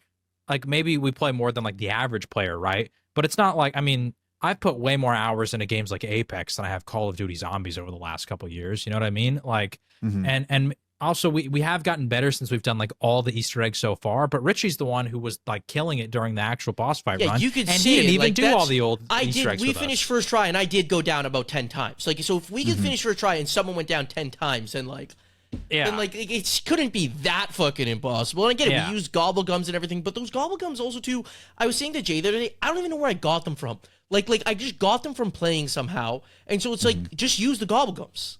If they got gobble gums, like once again, they didn't give the community even time to develop strategies. Like I don't know, it just felt kind of lame, because like I remember when Black Ops 6 came out and people thought Terminus boss fight was super hard, and we failed that on our first try, and we didn't sit there and cry and think that there should be nerfs. What did we do? We waited, and all of a sudden people started saying there's these GS45s that are insane against the boss fight. Do this, add in this little strategy of like only hiding behind the boxes, and like, you know, they gave all of a sudden specific tips, and then boom, we beat it. So that's my frustration, is that it felt like there was other ways to go about this, and even if they nerfed it, it wouldn't have been that crazy if they only did a couple nerfs. Even the guys who were calling for nerfs on Twitter are sitting there saying they overdid it, and they just ruined it. Like the shit's just too easy now. It's way too easy. It's like a participation badge at this point, and if you still can't beat it, just you got to get better at the game, like quite frankly, because that just means you have no pattern recognition, and you're not able to just like figure out. You just sit in Tessie and ram him over and over. Because when I watched Jumbo, did you even have to repair Tessie almost ever? I like my dying wish procced because I was just being so aggressive that I started spamming the boss in the turret, and a Ravager procced my dying wish. I was like, what? I didn't even know. Tessie like, ever the have boss to get repaired? And then like not too long after that, like I was, or like actually I think it was in third phase. One bomb hits my car, and I was like, oh shit, my car broke. Through a Casimir, which there was like no zombies around, walked up because of the insta thing. I instantly repaired it, turned around, and finished the boss fight. But that's the thing; it happened so quick you wouldn't even notice I repaired it. Yeah. Like, so if it only took one time, you pop one ether shroud, and there you go. So it's like. Truly, like, I saw a video of some guy that was talking about boss fights still being too hard, right? And the video he posted was him driving. You see the bomb indicator in front of him, and he keeps driving forward into it, and then it blows the car up. And I was like, bro, you had 3 seconds to read and react to the bomb indicator and just do literally anything but hold forward, and you kept doing it. Like, you're just bad. Like, you just are slow and bad. That's all it is. What I also wanted to mention too, the slowing down, so the missiles are literally slower. Yeah. Like when they fly through the air, and they're so slow that if you actually just drive in a circle around the map, they cannot hit you. They can't hit you. Like it's fucking ridiculous. Like how like much it was gutted, but like Like I saw some of the backlash of people being like, well, listen, I work a 9 to 5, I have kids, whatever it may be, so I can't spend all that time to get in there and do all that perfect blah blah blah blah blah blah.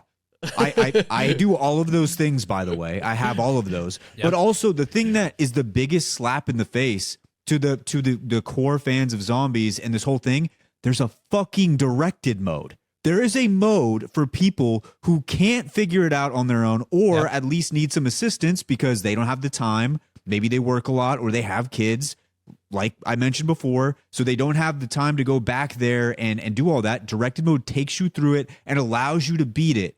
But now you like, I just don't.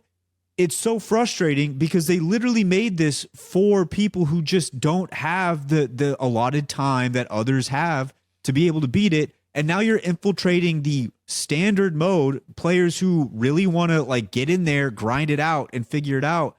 And it's completely ruined a boss fight that to me was probably the one I've had the most fun with since, I think it had the most replayability too. Yeah, since maybe Shattered Veil, which isn't that long ago, but before that, I can't even think of the one before that. So it's like, I don't know. It's frustrating, man.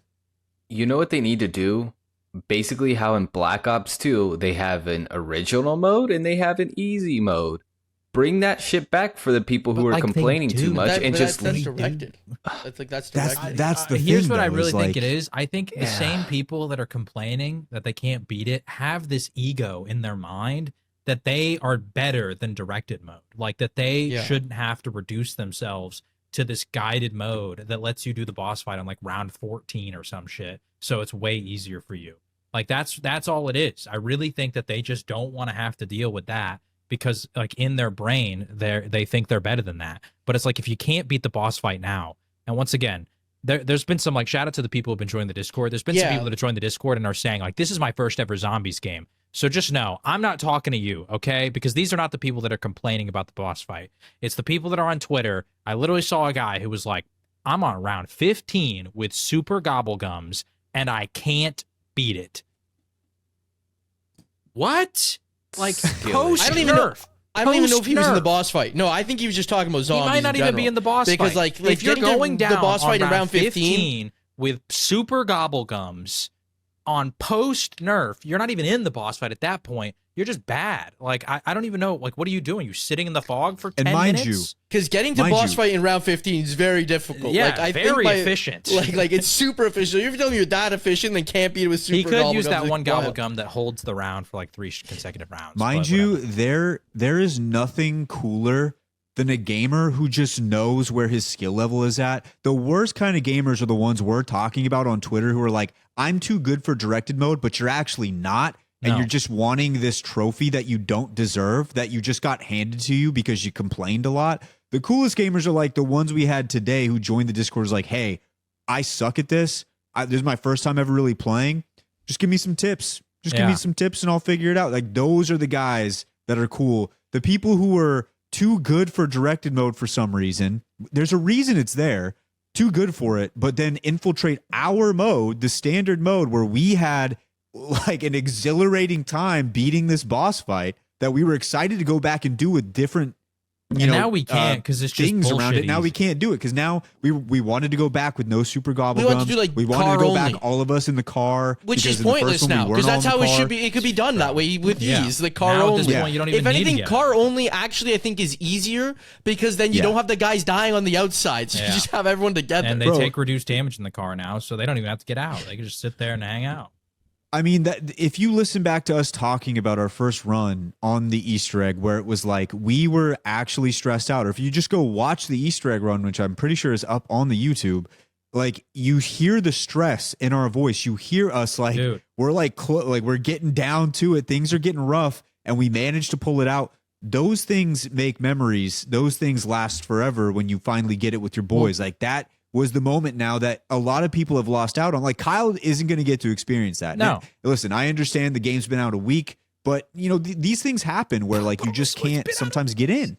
Why did we nerf it? It's been out a week, man. Like, let the goo goo gaga babies deal with it for a month. And then after Astra Malorum drops, go ahead, nerf it, I guess. But like, at least give us a month, man. Like, let people try to figure it out and get better and develop strats and figure out what's meta and then try it again. Like, it's just annoying that they did it so fast. And they didn't say when they were going to do it. They just said in an upcoming patch. And so people speculated it was going to be in a couple weeks.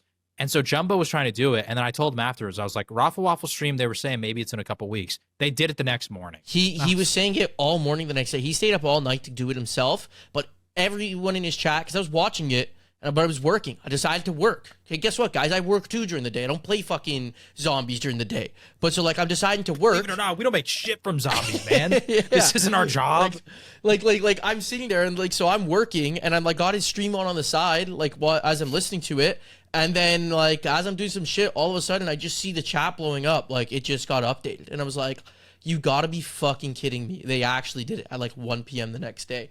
But like, that's what I was gonna say. Like, when you're bringing up the memories, like when we go back and think about our favorite Easter eggs, like the stories we talked about, the ones that we always stick on and we come back to are the Easter eggs we had troubles with. But the thing is, it's like every Easter egg we had troubles with is almost like, I would say, with except for transit, honestly, it was almost like a manufactured struggle. Like, buried wasn't like really too difficult. We just didn't understand the steps. But as soon as we got it, it's a pretty easy Easter egg. And like at the end, like, we're just missing shots. Like we think about shadows. Transit and was reason... manufactured because Wyatt just couldn't hit a ray gun shot. Well, to save The throw. But you guys had 4 downs beforehand.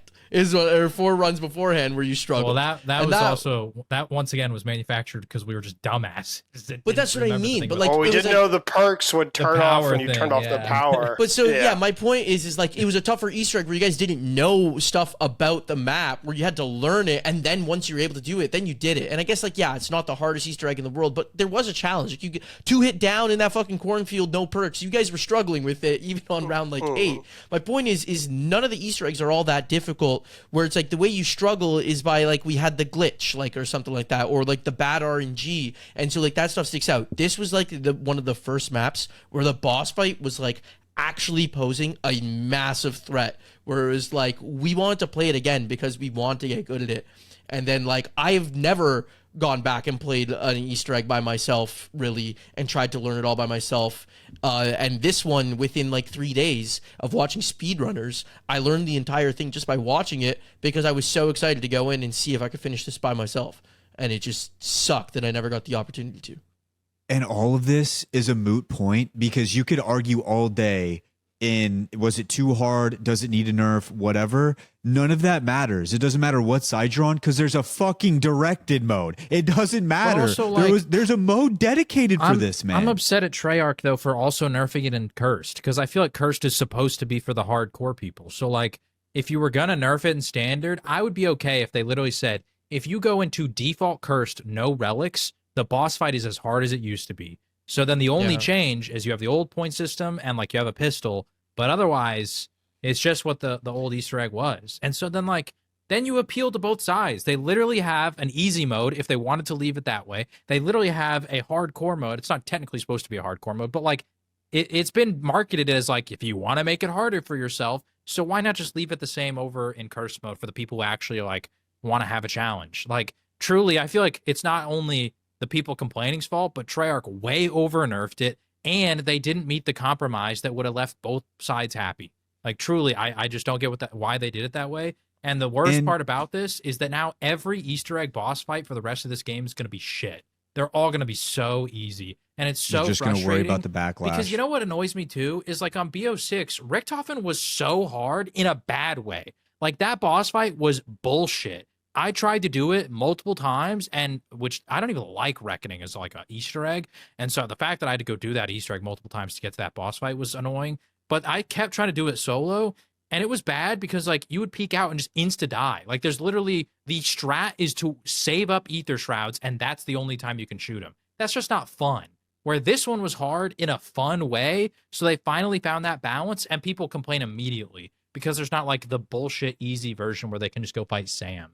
And it's like, this is just disappointing me so much because it makes me feel like the zombies community is so much softer than I thought they used to be. Like, I thought we used to be the hardcore community that wanted to figure out things that were difficult. We didn't need hints and objectives and like every perk in the game and 17 million hit down and like the easiest boss fights in the world. Like, and the BO3 and all those boss fights weren't even hard. Like some of those were stupid easy. No, they're easy. But like it still felt like the zombies community wanted stuff that was difficult. And I guess now we just want, maybe this is just the modern zombies. Like there was a poll.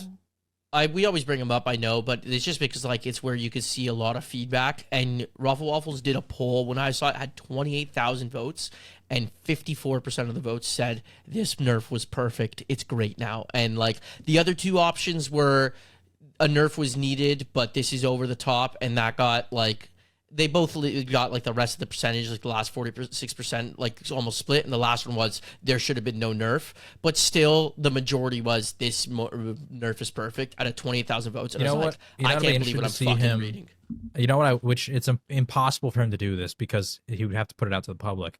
But I wish he could take all of those people that voted that this was perfect and then threw out another poll that said, have you beaten the boss fight? And if they have, will you ever replay it? Because I guarantee the answer is no. I guarantee that none of those people find any replay value in this boss fight now that it's this easy. I think it's just a mindset switch that I don't know if it's, I don't want to get too crazy with it, but at least when we say in gaming, right? There was, whenever we lost a boss fight, there was never an instance where we said something was too broken or too hard, this, or that. There was always, what did we do wrong? And the mindset switch now in the modern zombies community is, what did the game do to wrong me because I didn't beat it the first time? I was thinking about it. It's just inexplicable. Remember when games didn't do patches? Never. Like they would have like one patch maybe to fix like glitches, but they weren't making shit easier or changing meta guns. Like, it's just, it is what it is. Like, you play Modern Warfare 2. Yeah, like the UMP and the ACR were god tier the entire length of the game. They never changed the meta. It just, you just play the game, and if you enjoy it, you enjoy it. Like, they used, like, imagine Elden Ring, like, nerfing But that's bosses. what I'm. Well, Elden Ring, funny enough, ridiculous. did because, Well, but their like bosses are also like crazy. I was gonna say, hard, if Elden Ring's nerfing bosses, it might be because like literally those are like literally even their hardest core freaking guys were struggling maybe. But like my point is that in general though, it's like Elden Ring, even if without the aside from the bosses they did have to nerf, it's still a difficult game, especially if you've never played a Souls game before. You pick that shit up, it's hard. It's hard. And how can certain games like Elden Ring be successful if the game's that fucking difficult? One game of the year, bro. That's what I'm saying. There was one boss fight in Elden Ring that took me 84 attempts. Yep. 84 attempts. Bro, right? remember when Kai Cenat was streaming a subathon and it literally took him like over 400 attempts to beat Radon? Like, yeah, what are we talking about? Radon was the one I was that they had close to on nerf my run. enough. I had to be at 400, 500 against Radon.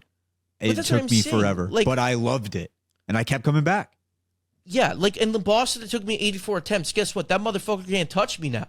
I know everything about him.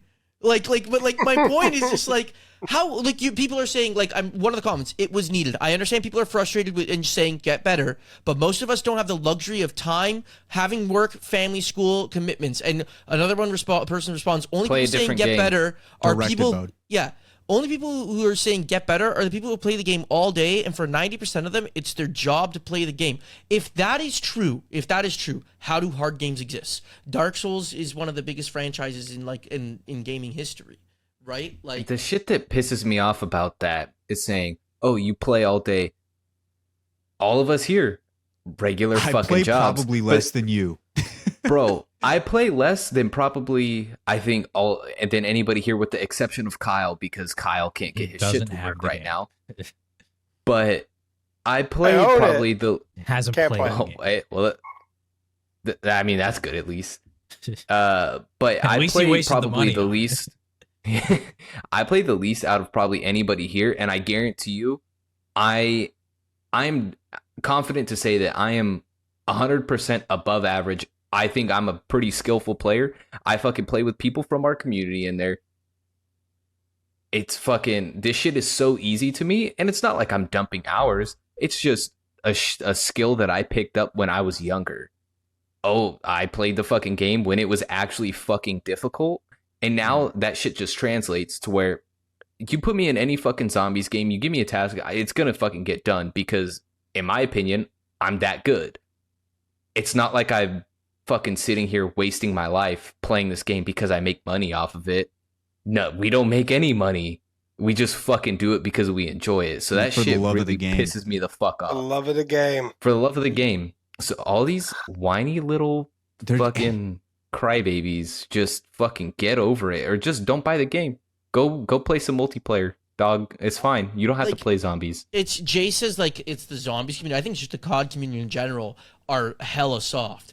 I mean, like, it's just like and we're coming from fucking Apex where I hear like a ton of complaints, but my gosh, the complaints about SBMM and controller and then zombies are too hard and do that. Like, holy shit, you want everything spoon fed to you, don't you? Do you want me to play the game for you too? Like, would you enjoy it better that way? Like, Well, but then they go to Battlefield and they're like, these guys are all, my teammates suck at the game. Well, yeah, Which because you they didn't want do. SBMM, bro. Like, that's what happens when you open the lobby up, dog. What are you talking about? Mm-hmm. Yeah, it's a constant cycle of nothing is ever my fault. Whereas when you take some old heads here who've been playing zombies for a long time, every time we die, it is what the hell did we do wrong? And it's always a discussion about who messed up here, who messed up there, where we have to shore up for the next one, all that kind of stuff. There's never even a thought that it's like, maybe that is actually impossible to do because people do it. So we know it's not impossible. It's what did we fuck up? What did we do wrong?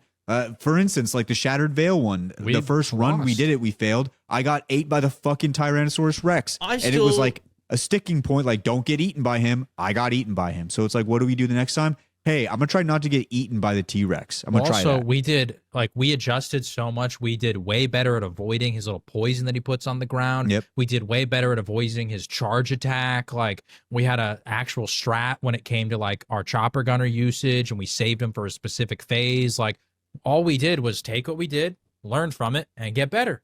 That's what we did, and we beat it. I'm still pissed that Kyle didn't put the sword in at Shadows of Evil. We fucking don't have that glitch. If I don't turn my back and he's shooting his fucking what's it called, Apothecary servant for some reason. What's it? And then guess what? Even in the midst of the most stress, we figured it out. And I think it's a different era, man. I think the old heads of zombies, they've been doing this long enough to know there's something you're doing wrong, and if you fix it, you will be successful. Whereas now it is you need to fix something to cater to me, even though there's a mode catered to me. And even I guess if I look at a pie chart of who gets the most blame here, I would say 55% of that pie chart would probably have to go to the zombies community. I'd say 45% has to go to the devs and just caving that early. I mean, that's just it's just too fast. And way too much. Well, okay. I haven't played the game, so this is just from my outside looking in, okay? But yeah. I mean, even like Elden Ring, okay? They didn't even nerf that boss until like months down the road, where they were like, okay, maybe this is a little too tough. You know? He's still hard, by the way. He's also probably still have like really stats hard at that point where they're like, this guy's been out for months, and there's like 1,000 people that have beaten him ever. You know what I mean? Like, they have so many numbers to back up why they should nerf it. Yeah. Yeah. And so, like, if it's out for a week and you're like, everybody's just complaining on Twitter, just grow a backbone, say fuck off and get better, like, figure it out. Like, and then if it goes down the line and the numbers show, everybody makes it to the boss fight, and maybe they make it to like this phase or whatever, and then they always die. And it's like, maybe then just that phase needs to be adjusted. You don't need to fuck the whole thing in order for everybody to feel like they can accomplish it. And in my opinion, I feel better when like I feel more accomplished when like we went into a boss fight. Maybe we failed it the first time. Like, you know, like the Terminus boss fight where we went in and we just got absolutely fucked. And we were like, I don't know what we're going to do. Like, we got to figure out something for next time. And then like we're brainstorming, we're going around, and then we come back the next time. We're like, okay, we got to do this, and this, and then like, this we have happens, to go level up the GS45s. Like, we have to. Yeah. We didn't know. We lost the first fight because of me. I know that. Yeah. You like, and Connor both have my track. You have a track record here. My track record of first boss fights not very good. I know that. I've talked about this with Jay privately. We're bouncing back on Astra. The thing is, I heard a strategy of bringing in the fucking scavenger as sniper, and so I brought that shit in, and then the DPS was terrible, so I couldn't do damage to the boss. Remember, though, you were also, for the longest time, we had never failed Easter egg with you. Yeah. So, how the turntable. Technically, Shadows of Evil, but like, it was a glitch. That one didn't count. Without the glitch. Glitched. So, you know, there had to be a moment where my Rookie of the Year reign came to an end. Sophomore slump. Yeah. Jumba probably has a fucking burner account just tweeting at the devs, you guys better fucking nerf this shit. I embarrassed myself, god damn it. Jumbo. I'm the guy saying I'm going down on round 15. He was the one that was like, I have to run this back. Like, he wanted to do it. Yeah, Jumbo wanted to play it so bad. I was actually hyped because I'm sitting there watching the streams, and I was like, dude, Jumbo's actually like hella fast at this shit now. Like, he is locked on this. If I actually if I didn't have chat there that I was reading, and like I just like fully ran through the steps right before I start the Easter egg, I think I could get into the boss fight in under 40 minutes. Yeah. The only thing I have troubles with is the fucking lightning step. Other than that, like you get in the boss fight under 40 minutes, and then with the new nerf, I can finish that boss in 5 minutes. Yeah. Yeah. So go ahead, Colin. So I think that like nerfing this early is just fucking dog shit to begin with. And I think that even though the community is, no offense, but they're being weak-minded, I think that a lot of it falls on COD too. Yeah, there should be offense there, Kyle. It's perfectly fine. Well, I was going to say they're a bunch of pussies, but I mean, like, I thought that was too offensive. Anyways, I think that basically, like, they got to get it together. Like, they can't just be like, oh, here's the boss fight, and then like a week later be like, maybe we went a little too hard on you guys. It's like, fuck no. It's like, let them figure it out. And then if it goes on in a month, you have all the stats and everything. You can look at that and be like, you know, maybe we should dumb it down a little bit. And going back to Jay's point, it sets a really bad precedent for the rest of the game. Be easy, bro. Like, yeah, real bad. Once again, we failed Terminus the first try. We beat Citadel the first try. We failed Shattered Veil and the Tomb. Kyle and I failed the Tomb as a duo. Then we failed it as a quad. Then we finally beat the Tomb. Yeah. So like the Tomb took us 3 tries. Shattered Veil took us multiple tries. Reckoning we did beat the first try, but we also did Sam. We didn't do Rick. We're not world beaters by any stretch of the imagination. We beat this one first try. So like once again, I feel like if we could do it, it doesn't feel like it was the hardest thing in the world. And we used OP Gobblegums in all those previous boss fights too. And in those, once again, we were using like meta guns. So we were like, all right, everybody rock the Maelstrom or the GS-45s or like whatever the meta gun was. We were bringing in chopper gunners. Like we were doing all the OP stuff. In this, we didn't have any idea what meta weapons were good. We didn't like specifically cater our loadouts to do anything except for the Gobblegums. Like we just showed up with the Gobblegums. That was it. Sounds like we're exposing ourselves for being pretty bad. Well, I'm just trying to say, that's like, that only helps our case. I don't feel like it deserved, which I'm not saying, once again, maybe I'm underestimating how good we are. Maybe we are actually like hella above average. I don't think we're but I don't think we are. Like, we're not speed running shit. We're not like god tier gamers. But there's a difference between just speed running something and just being fucking good at the game. Like, we're fucking good at the game. Maybe we have the instinct that I think other players who are younger don't have, just because we've been playing for so long. But even then, like, the way we're used to playing is completely different in modern zombies. Like, it's just not this, like, the skills don't necessarily equate other than like training. But even training is kind of weird in modern zombies because the zombies kind of come from all different directions rather than specialized spawn points. Side note, one day maybe like a cool competition would be is to actually like put something out to like our audience about like who could get the highest round of like Noctur and Toten. Like OG? Like OG Noct. Or like BO3.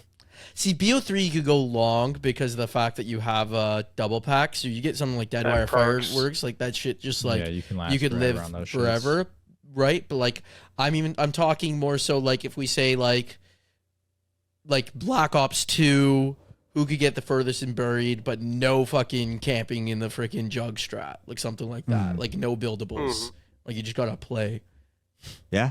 No, that would be fun. That would be like a fun little thing to do. Now, we're the best gamers in there. I can't remember if we said it on pod or if it was just in a call, but I think it would be such a sick idea to do like starting room only, who can survive the longest challenge with like our audience, and just because those I feel like you go like a lot quicker. Because I feel like some people, if they are actually like, disgusting it like buried, then they can, you know, even without that strat, they can make it real far, you know. But like a starting room where you can't pack a punch, you can't get all these perks. You know, who can make it around 15 with their pistol and their M14, and that's it. Yeah. Me. No, we should do some of that. That would be really fun. But boys and girls, that should just about do it for the discussion of the boss fight. It's unfortunate. Hopefully, I really hope we see a little bit of a reversion back to maybe not the full. I would like to see the full original version, but I'll take anything at this point just to make it to where I could go back and do it again with the boys. But we'll see what happens there. We're going to take a quick break, and then on the other side, we're going to round round out Real the show with quick, the voicemails. I do want to ask, speaking of voicemails, if anybody disagrees with us in the Pack-a-Pod community, I want you to send a voicemail and explain why. Because I know we've been very harsh. We've been very harsh. Kyle called the people who complain he can't beat it pussies, all right? But I'm sure that there's some, maybe I could be wrong, because we're not like the biggest, but maybe there's somebody out there who does disagree with us that it should be nerfed. I would love to hear an explanation why on the other side, because we are all very biased on our side of the fence. So I would love to hear some other opinions. Yeah. And the perfect place to do it would be sending the voicemails. And shout out for getting us to over 100 members. 100 people in the 100 members in the Discord now, boys. Let's go. Okay, let's take a quick break, send in the voicemails, and send you guys into the holiday. Let's get it.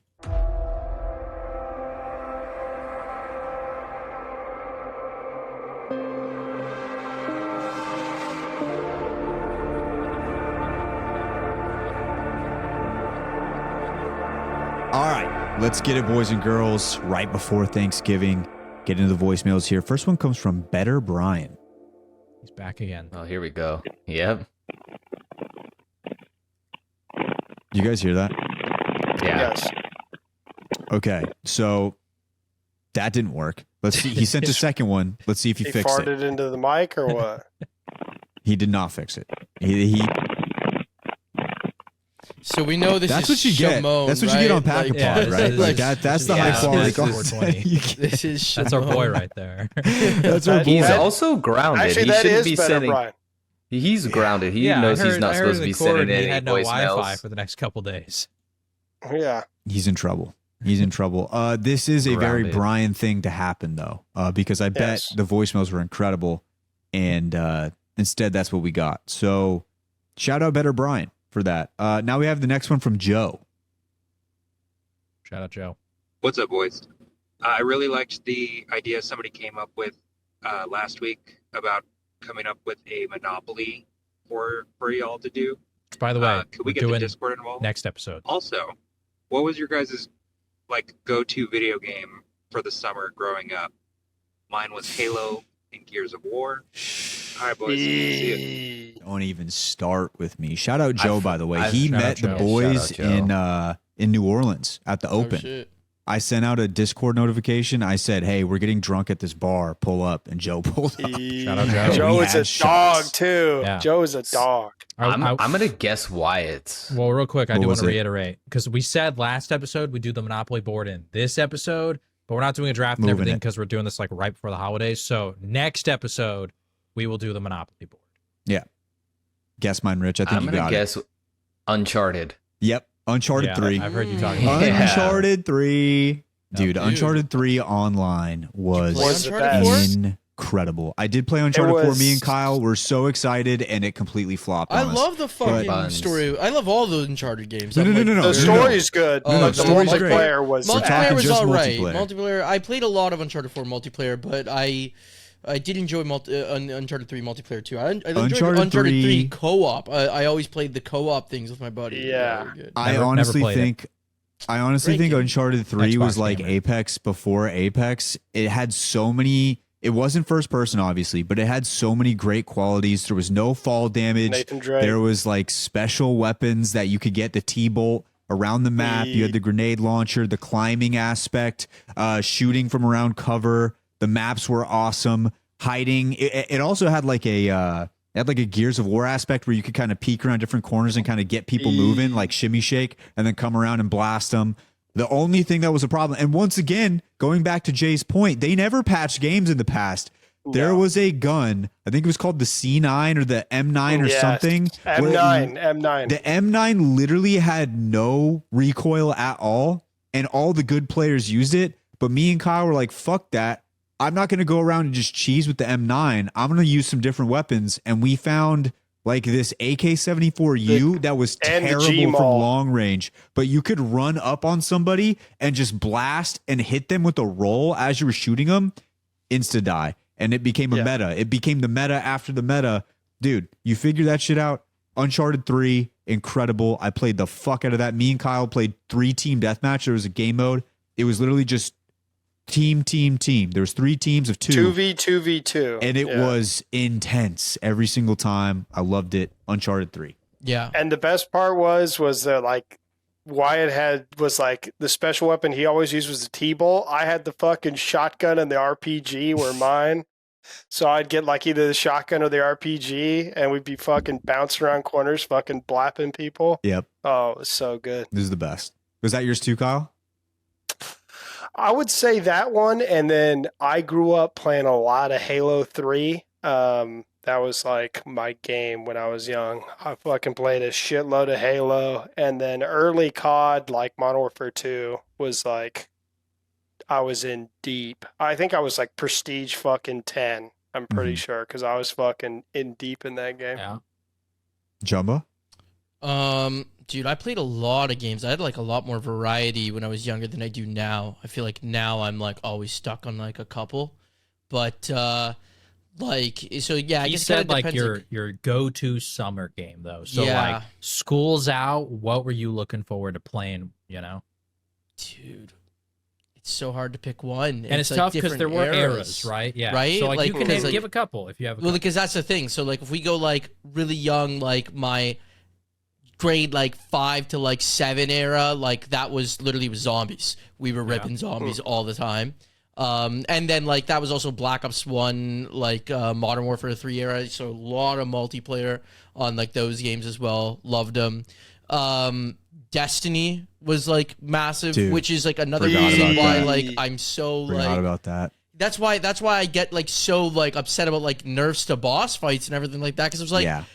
like raids were difficult and like that's the shit I grew up loving, like is like those that like that type of stuff. So a raid put one of my friends into tears because we were on our like 25th attempt at like 3 o'clock in the morning and like he just could not get a step right and we're like, bro, okay, like we've been nice about it but like what the fuck. He's like, I don't understand, I don't know what to shoot. And we're like fuck off, don't fucking start crying now. Like Bro, that just made me think. that's Imagine they like nerfed like the buried target step or some bullshit. Yeah. dude. Yeah. yeah, We so, would have like, never had a fantastic so- moment. So Destiny, and then like later high school was Counter-Strike. Like ripped a lot of CS, fucking Yes. yeah. Like just that was like when I got into CS. Got me into kind of competitive like games in the sense of like when I played my first CS games and guys are like, he's squeaky, look to your right, and like they're giving me call outs and the guys there and they're taking that shit serious, like we're actually in a tournament, even though it's like a random ranked game. I was like, I want this competitiveness always. So like, yeah, that was sick. But like, yeah, lots of Call of Duty, Destiny, and then CS, probably those big 3 games. Rich, what do you got? Honestly, I'm gonna say it was mainly zombies, like especially high school era. Dude, we played so much. I mean, we ripped a put lot. fucking hours into that shit, bro. It was And- just fucking ridiculous. And I will say, Kyle and Richie were the ones who put in the most. They were, you know, you reach that point in the night when you're spending the night at your friend's house where like you're kind of like getting You're ready to tapped tap out. Yeah. Richie and Kyle never were tapped out. They always would Bro. play another game, It's no literally one matter of those what time. moments where you're like, all right, boys, I think I'm done. And they're like, okay, yeah. Trios game, you know, and they just like run as a trio or a duo Yeah. or whatever. Yeah, and you're just like, damn, they're still going. Richie and Kyle would always play deep into the night. Did you and guys, you'd wake up and they'd still be going. So it was funny because like we used to stay the night at my parents' house, and then like all the guys would come over, we'd all hang out, we'd like take turns playing zombies, and then everybody else would like be passed out on the couch like around us and stuff, and me and Richie just be up fucking gaming away, Just fucking going grinding. hard. Dude, I remember Yeah. like we used to have like, because this was when I was really young, it would be like 10, 12 of us would like all like sleep over at my house.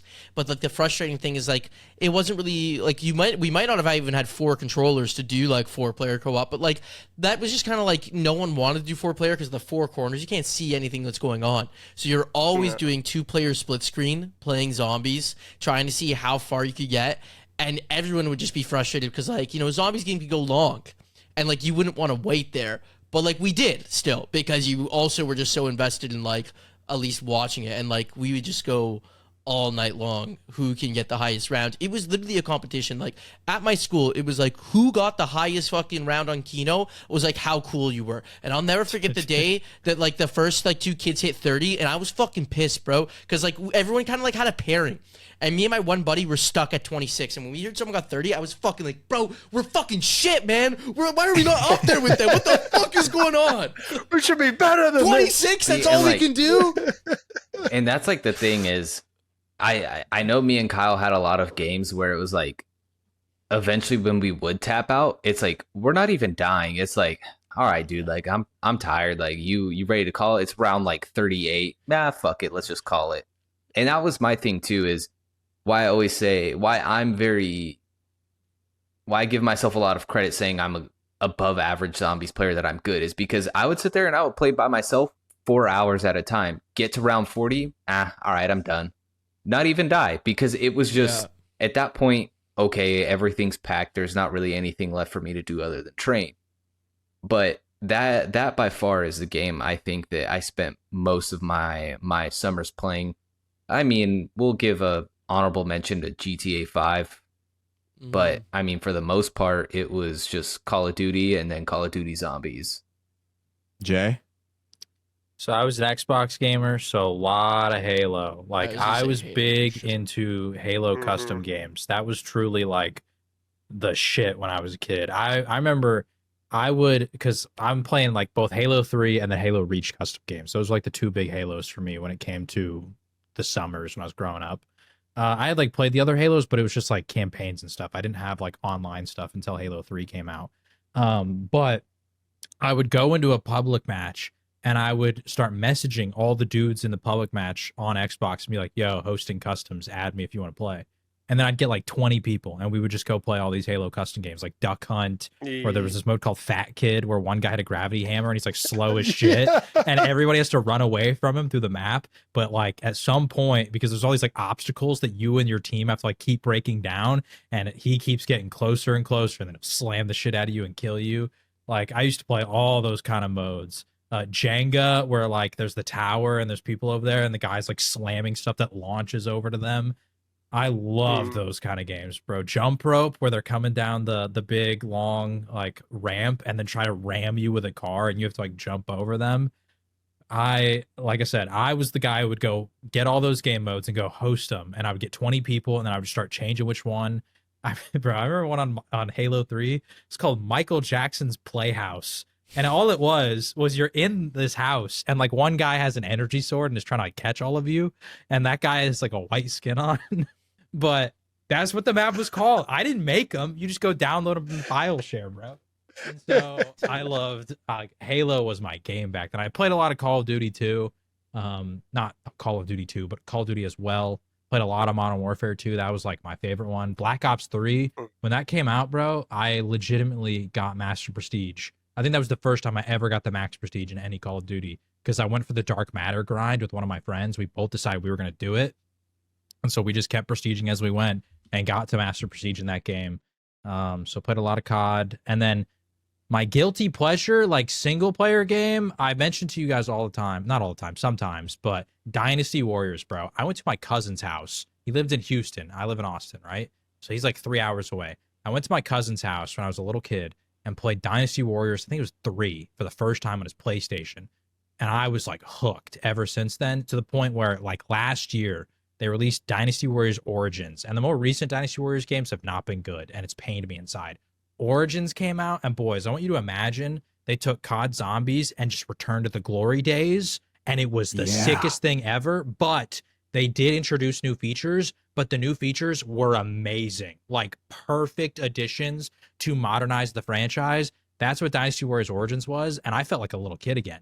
And it was so cool because they took all the stories of the old games and they hyper focused on like the beginning section. So they went way more in depth, like all these other characters that in the past were just like one and dones for like one level. So now they have like 5 different whole like, you know, storylines about all these different guys that previously were nothing burgers. And so I loved Dynasty Warriors. I still play those games to this day. So no, yeah. I remember watching Jay play it one time. I joined the Discord and he was just streaming in Discord, and I was like, "What the fuck is this?" He's like, "Dynasty Warriors, bro. This shit's sick." It's literally, and I was like, if anyone hasn't played it, it's a hack and slash game. So you go. It's based on Chinese history. If you ever heard of the Romance of the Three Kingdoms, it's very iconic. Like Apex Legends has a Pathfinder skin based on Guan Yu, who's one of the characters that's like pretty central to the Romance of the Three Kingdoms. In China, it's like a massive deal. It's like one of the best-selling books of all time. It's like very important. Anyway. So the game takes that story and makes it into like this hack and slash where it's basically like that time period of China. There's like all these warlords that were trying to like take over, like essentially, and they were trying to take it from like hundreds of warlords to the point where they controlled all of the land. And so you play as like an officer under one of those dudes, and you just go into this battlefield, and there are just like thousands of soldiers that you are just like slaughtering. And I know that description probably sounds terrible, but it's the sickest game of all time. Like, it's just so fun to just go hack and slash everybody, and you're just riding your horse around the battlefield. It was sick. And anyway, so yeah, I loved those games. Also, one I'm forgetting that, like, I think we'll also attribute to Jay is Minecraft. Like, are you kidding me? Oh, yeah, Minecraft, the dude. amount of hours I dumped into Minecraft. When did you first play Minecraft? Like, fucking beta. Like, yeah, I remember Minecraft when I first played Minecraft, and it's literally like the most OG version of Minecraft you could possibly play. Yeah, like none of this shit existed. I back don't then. know if no the hunger. Nether even existed when there was no Nether. You couldn't sprint. Yeah. Remember back when boats you would hit the side and they just explode. Yeah. Actually, like I played OG like Minecraft. literally to the point that like when I ever have my like little 2-week stint, I go and play with my friends. I remember a couple years ago, like I thought boats still exploded like that. Like I was always so worried about crashing them into like one time I did, and the boat didn't break, and I was like, wait, what? The way that it got described to me, there was a guy, I was in my art class, so I have my friend Sebastian and his friend Eric, and we're at the same table, and Eric describes to us there's this game where you try to survive, and then at nighttime these exploding penises try to kill you. And that's how I got introduced to Minecraft when I was in like 6th grade.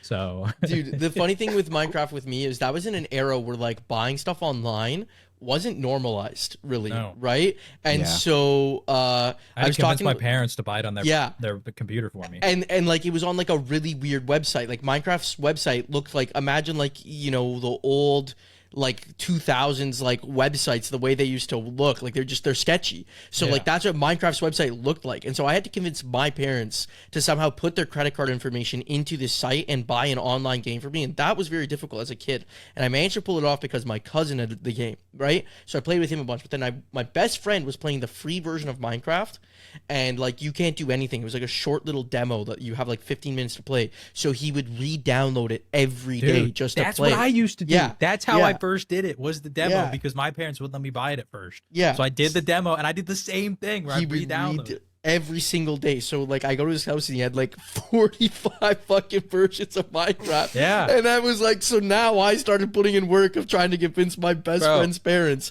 into downloading Minecraft and paying for it for him. Because I got to a point like where I was trying to like hyper optimize the 15 minutes, because I'd be like, okay, that time I was able to build a house. Like, what can I do this next time? And I was like trying to like get to the point where I could do so much stuff in 15 minutes. Yeah. And so like, and then after I managed to successfully convince my best friend's parents to like buy Minecraft, and like this is a guy I've known since we were like 7 or 8, but like we were like close, but like we had only like started being close. When I heard he liked Minecraft, I convinced his parents, and I truthfully believe like this guy's a guy I will go down and say is my brother, and Minecraft is like the sole reason of that. So all that because you were a homie and was like, Mom and Dad, get him this game. You gotta get him the game. Got him this game, and we just dumped thousands of hours into lifelong bond freaking because of that moment. Vanilla and modded Minecraft. Yep. Yeah. All right, next one comes from Luis. Hey guys, just wanted to say I love the podcast. I'm a new listener, and that shit's been been good. I listen to it on my drives for work. But anyways, you guys should dive into World War II when you guys are tired of Black Ops 7. We're thinking about it. That will happen. But at some point, you should dive into that era. Should try completing the Easter eggs. That way you do a non-Treyarch Zombies and talk about it on the pod. See how you guys feel about it, the horror.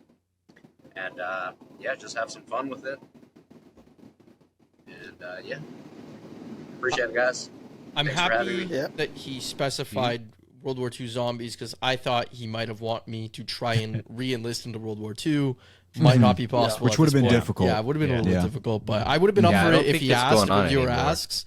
I'm up for anything. Issues there. Build a time machine, go back, you know. Yeah. I believe me and Wyatt played World War II, did the Easter egg, but I don't think we ever beat it. No, we got to the boss fight. We would always get to the boss fight. Yeah, the concept of a boss fight didn't make sense to us at the time. We're like, oh fuck. First time we got our ass got kicked. Then the second time we tried it again. We did better, still got our asses kicked. And then I think we just kind of the first map. Yeah, the first map, Final Reich, yeah.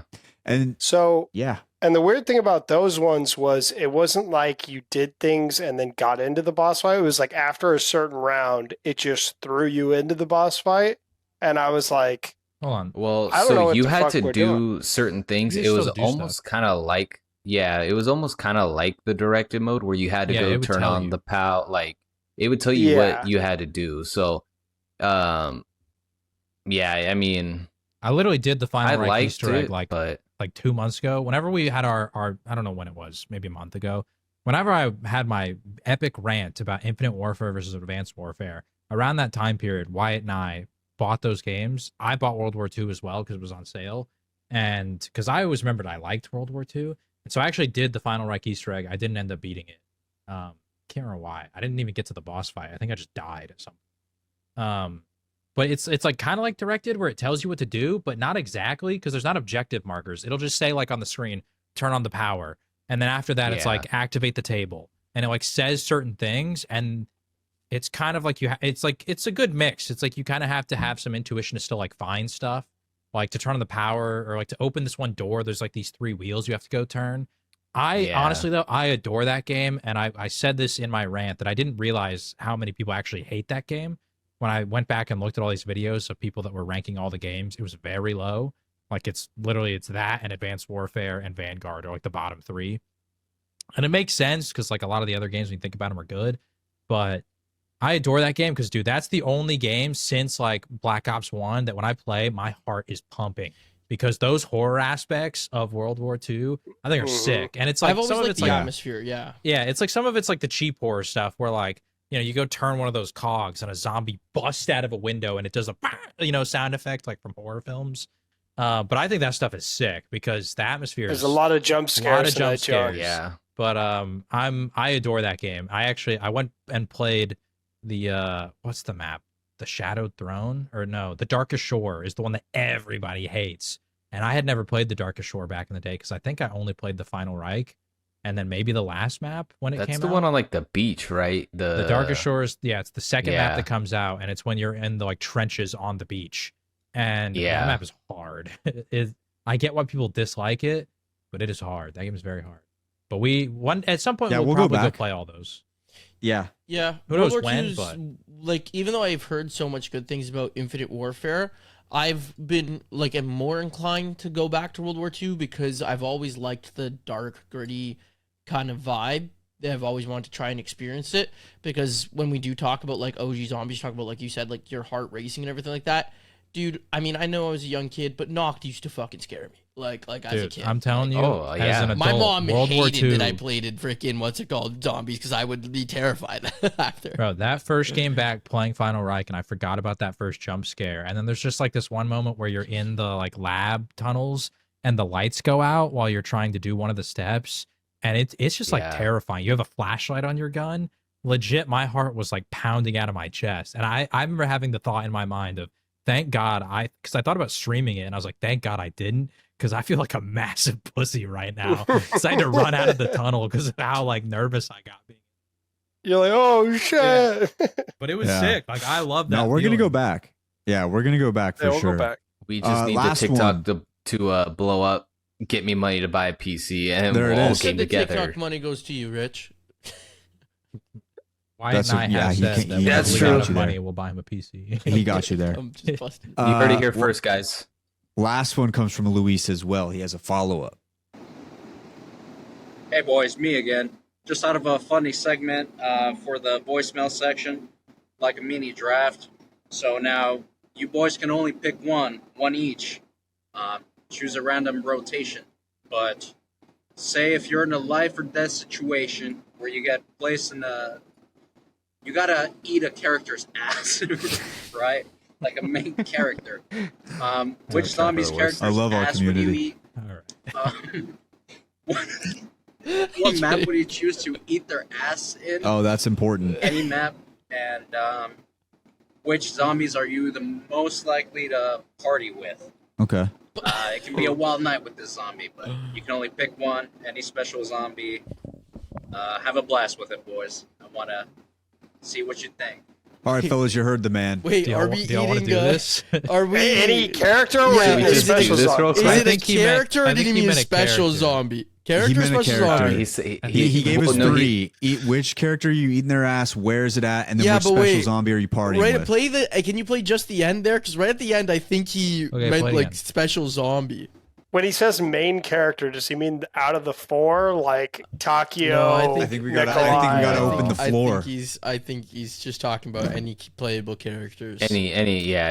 I think we gotta open the floor. We could do this. I think this is one we don't vote on. We don't put a vote out. No, this is just a quick one. I feel like this is just a quick one. Jay, do you have an order? Really quick. Yeah, I got it up. This is gonna be the first time I get one of one. I was gonna get one. No, didn't I? If you want to go to that whole spreadsheet, I put the thing up there too, so you can see every buddy's pick. I already know exactly how I'm going, and I don't think anybody else is gonna take my shit. So. Just so we can write it down, just so everybody doesn't forget. Okay, for the order, randomize 1, 2, 3, 101, Wyatt, 102, Richie, 103, me, 104, Kyle, 105. Get the 105. Shit. Man, my options of who's ass. Y'all can debate it in the cord. We're not gonna put a vote on this one, but y'all can debate if y'all want in the cord to see whose ass am I gonna eat. Fuck, man. I'm more worried about who I'm going to party with. I'm eating Scarlet Rose's that's who you're worried about. I know you were eating Scarlet Rose's ass. I knew you were going to say that shit. Yeah. I almost thought Jessica Rose, but like line of work. Who's second? There. It's me. I'm taking one for the team just for old me. Going Misty. All right, there you go. There you go. I was wondering if someone was going to take Misty. I'm surprised Wyatt didn't go with like Stuhlinger. Dude, I really thought about JFK. I just figured it'd be clean. Bro. Wait, hold on. Are you kidding me? Sarah Michelle Gellar, bro. Yeah, I know. That's what Buffy, bro. That's all I was saying. I was like, why didn't you go with Buffy? See, I was thinking that, but I didn't want to be the one to pick the real person. I have no shame. No shame, bro. No shame. I mean, no shame in this situation where can I take my draft back? Can I? No. Fuck. Can't take your draft I didn't even think of who's next. I didn't even think of the real Kyle? people. It's me. I'm going Maya. Okay. I knew this guy was gonna pick Maya. He's talked too much about how much he likes Maya. I love Maya, bro. She's so Hold bad. on, wait. Let me see something. 1 sec. I like how we're all immediately going for that category first. It was the first one he said. You know what? I will take Jessica Rose. I will take Jessica Rose. Nothing wrong with that. Nothing wrong. That's a lot of people have been down there. That's all I'm saying. Yeah, that's all. What do you care about? Jumpy, you have a back-to-back. She's with me now. Oh shit! What's the next one? What map? Map and special zombie you want to party with. What map? Where would I want to eat a butt at? We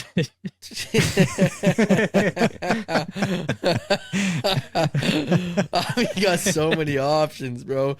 See, Dude, for this one, I think, bro, he gets it. I think I got to do I'm something. also gonna like, say Maya's got some cake. Okay, I'm eating a lot there. Be careful, you might get called out by the voice actor. I'm getting a mouthful. I feel like I got to do something crazy where people are like, that's where? Like, so like, you know, like maybe I'll like fucking, Let's go with Gorod Crovey. Just the dragons flying in the fucking background. On the dragon! On the dragon! I'm gonna do it. On the dragon's hot. Wild, bro. Like, if we have to vote on this, just make sure like it's specified. No, but like if they're discussing in the Discord, I mean, just make sure you remember Gorod Crovey on the dragon. There on you the go. dragon. Okay. Kyle. Map or yeah, I'll special be zone? taking my map as well. I'm going to be taking my map. Yeah, that's about right. No, listen. So you know what? I'm a big fan of the fellatio in the car. You know what I'm saying? So I'm taking Ashes of the Damned, and I'm eating her ass out in the car in old Tessie as we're mobbing her. You don't want to do out. it on the bus with Ted at transit, bro? Nah. With my dog? Yeah, I don't want my dog to Ted's be in the car too. He actually Ted's is. right too. He is. He's in old Tessie. Ted's gonna have a video camera strapped to his head. We're gonna be fine. I'm also going map, and I just think, experience wise, I'm taking moon, bro. We're gonna go. We're going to the freaking eating ass on the dome, moon, where you can float up and down. That's good. And just get some action there. Yeah, That's good stuff. Yeah, there you go. That's good stuff. I'm Imagine gonna go taking with Sarah map. Michelle Gellar on a date to the moon, bro. I mean, come on. What Fire. better way? If I would have taken that as my first pick, and I didn't even fucking think about the real characters. Either way, I'm going with my map, and we're going to Shangri-La because why not clean it first? You know what I mean? Yeah. Oh, you gonna And they have fucking those put her on built-in one of the fucking- fucking. That's insane. He's putting her It's on just like a bidet, bro. That's washer wicked. thing. Okay, fucking Yeah. sit on that. Oh my god. All right, you win, Rich. You win the draft. I mean, that's just. Well, no, you can go to Call of the Dead and make her go in the water first. Team going down the little slide. Yeah, that too. Just cheeks first though. Cheeks version. I will not explain what I'm about to pick for my map, so don't even ask. I'm going Die Rise. Not explaining what it. a Some sh- creepy I'm not little gonna mattress choice. rooms on that map. And then the zombie I would like to party with. Is there a Dude, specific I feel room on like Die Rise you have in mind, or is it just picking the map? I do. You want to see But what he room? won't explain it. No, he doesn't want to explain No. it. Okay. That's for that's for me and Scarlett. Forgot her name for a second. She's a high class woman. She's not going to be happy that that's where you took her. And you know You should what? have taken Shangri-La. You okay? Why'd always say Shangri-La for the date type ones, I feel. Dude, I'm gonna party with the jumping jacks. She just Those guys go I'm gonna hard. party with the jumping jacks. really Die They got Rise a lot centered of, lot on of this energy. Yeah, Like lots of Die Rise on this. Back to Bro. Rich. I'm partying with Klaus That's good. one. That's good stuff. because he's got those built-in speakers. Dog will be vibing all night. The Fucking Uber just Klaus from head Reckoning banging. specifically? Mhm. Is that what you mean, or just normal Klaus? Just regular Klaus. Okay, all right. Jay.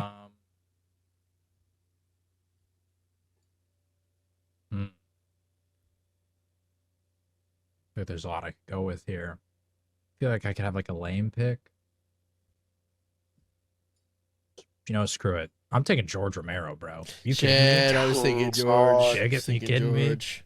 Hollywood I guy. don't think it's he's- lame because I already picked Yeah. Sarah So- Michelle Gellar. so I was gonna it's say, like, kind of like- from the same map, but like I'm partying I with picked the George jumping A. That's what I was gonna Romero. say. So George A. Romero is That's gonna walk in Costa. on you eating Sarah Michelle Gellar's ass while he's trying to film a movie, and he's just like, Yeah, "What the fuck's and you know going what? on He can here, deal bro?" with it. It's gonna make the final cut too. He can deal with it. Mhm. Okay, I think it's Kyle. Kyle. Yep. All right. Purely for fucking science reasons, okay? Because I just want to know, okay? I want to know. I want to see how many beers the Margwa can drink, okay? I mean, if we're going fucking hard, he's got 3 mouths, okay? I just want to see how many beers he could put down in that No, jar. you Like, if definitely we're can.